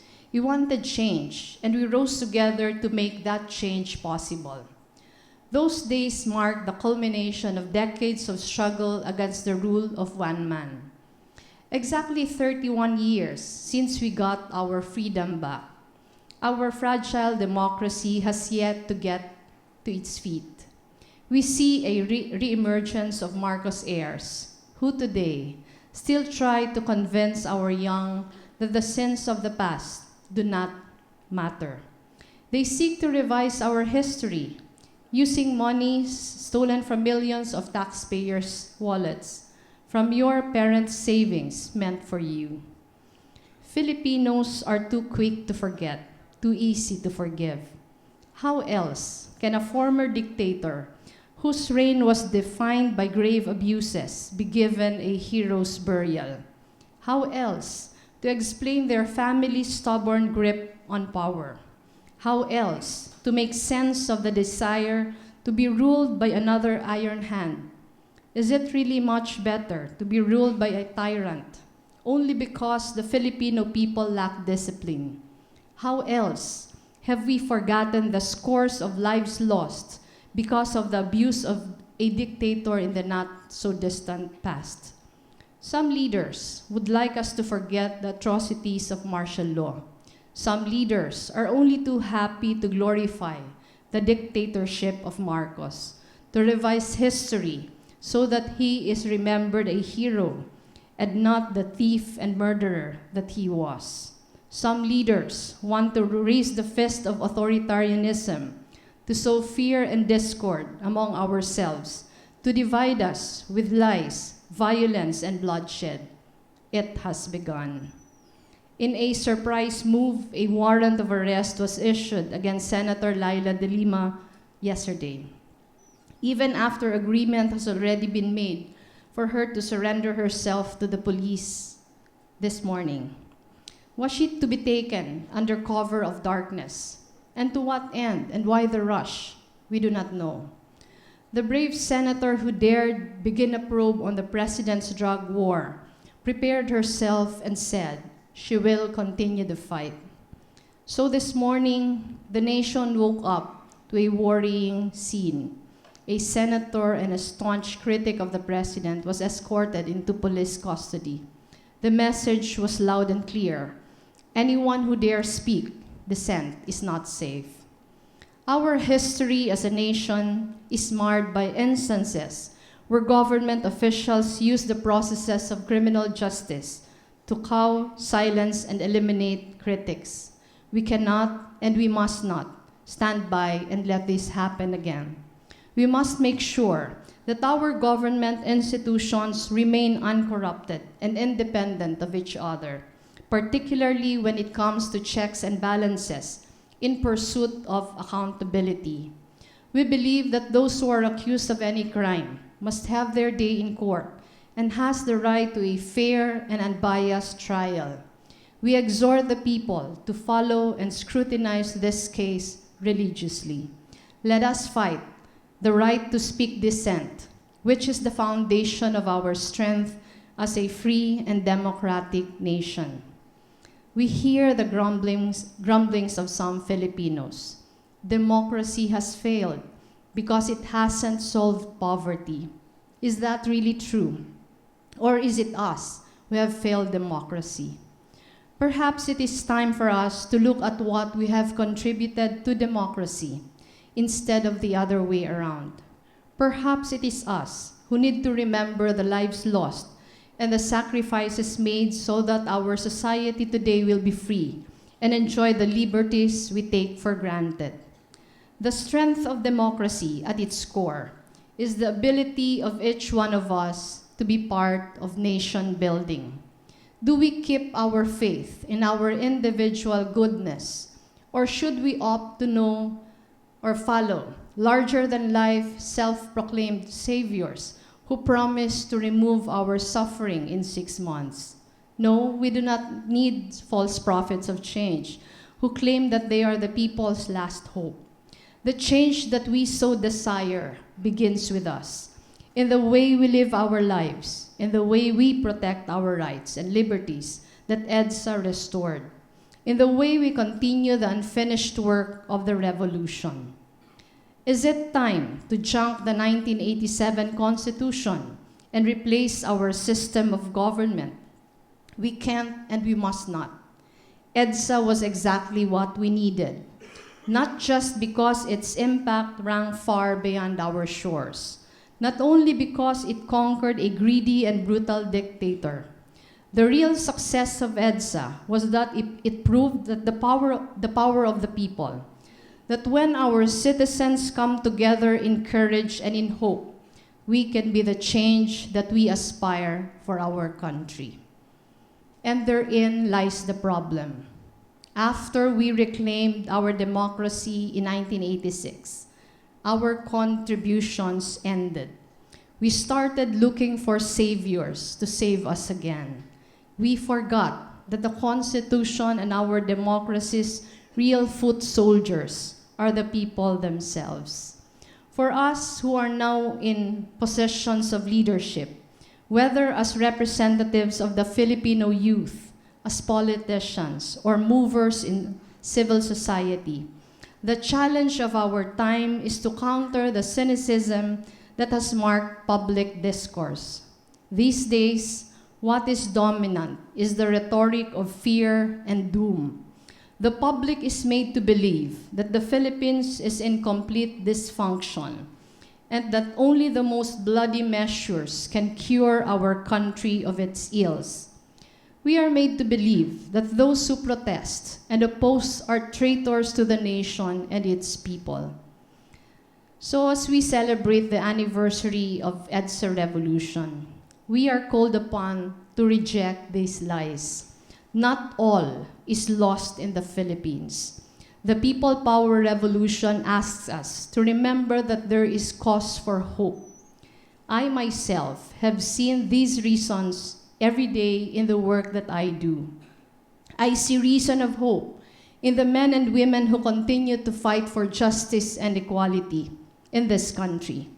I see that there is reason for hope in the faces of even the poorest Filipinos, whose dreams for a better life persist despite the odds. Our country cannot afford to be derailed by political noise. While we bicker and fight, 95 children die of hunger every day. Our people need jobs to feed their family with nutritious food.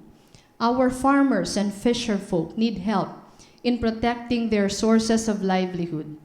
More than 5 million families lack decent dwellings and are living in danger zones or deplorable conditions. Our business sector deserves a level playing field and lower costs and higher efficiency in doing business. Poverty is the real problem, but we are distracted by political agenda and division. So, Mr. President, we call you to task. In behalf of the Filipino people, whose daily struggles are escalating, we ask you to focus on the war that really matters, the war on poverty. Our people are hungry, jobless, and poor. Please use your leadership to direct our nation towards respect for the law instead of blatant disregard for it. We ask you to uphold basic human rights enshrined in the Constitution instead of encouraging its abuse. Be the leader you promised to be, and evoke in us hope and inspiration instead of fear. Do not allow lies to distort the truth. And to each one of us, the Filipino people, let us continue to defy these brazen incursions in our rights. We have fought so hard and so long for our freedoms. We have come so far since our country's darkest days. Never forget that liberty rightfully belongs to our nation and our people. Never forget that together we can make a stand for every Filipino who suffers injustice, for those who have been betrayed and neglected, and for those who continue to aspire for progress in our country. Never forget. Thank you very much. Mabuhay ang ating demokrasya.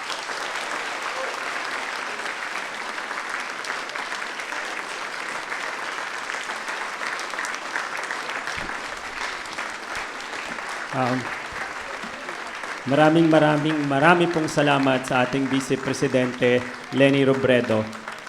Sa pagkakataon pong ito, yung formal na programa natin ay nagtatapos. Ang huling bahagi na lang ay meron tayong photo op. Mga Pilipino tayo, so laging may pictures. So, unahin muna natin yung, dahil nasa nakakatanda kami, mauna kami. So, then ang students. No? So, tinatawagan ko po ang ating mga naging panauhin, kasama po ang ating Vice Presidente. Ganun din po ang faculty ng, hindi lang na School of Economics, faculty, kung sino man ang naririto, magpakita kayo, magpakilala.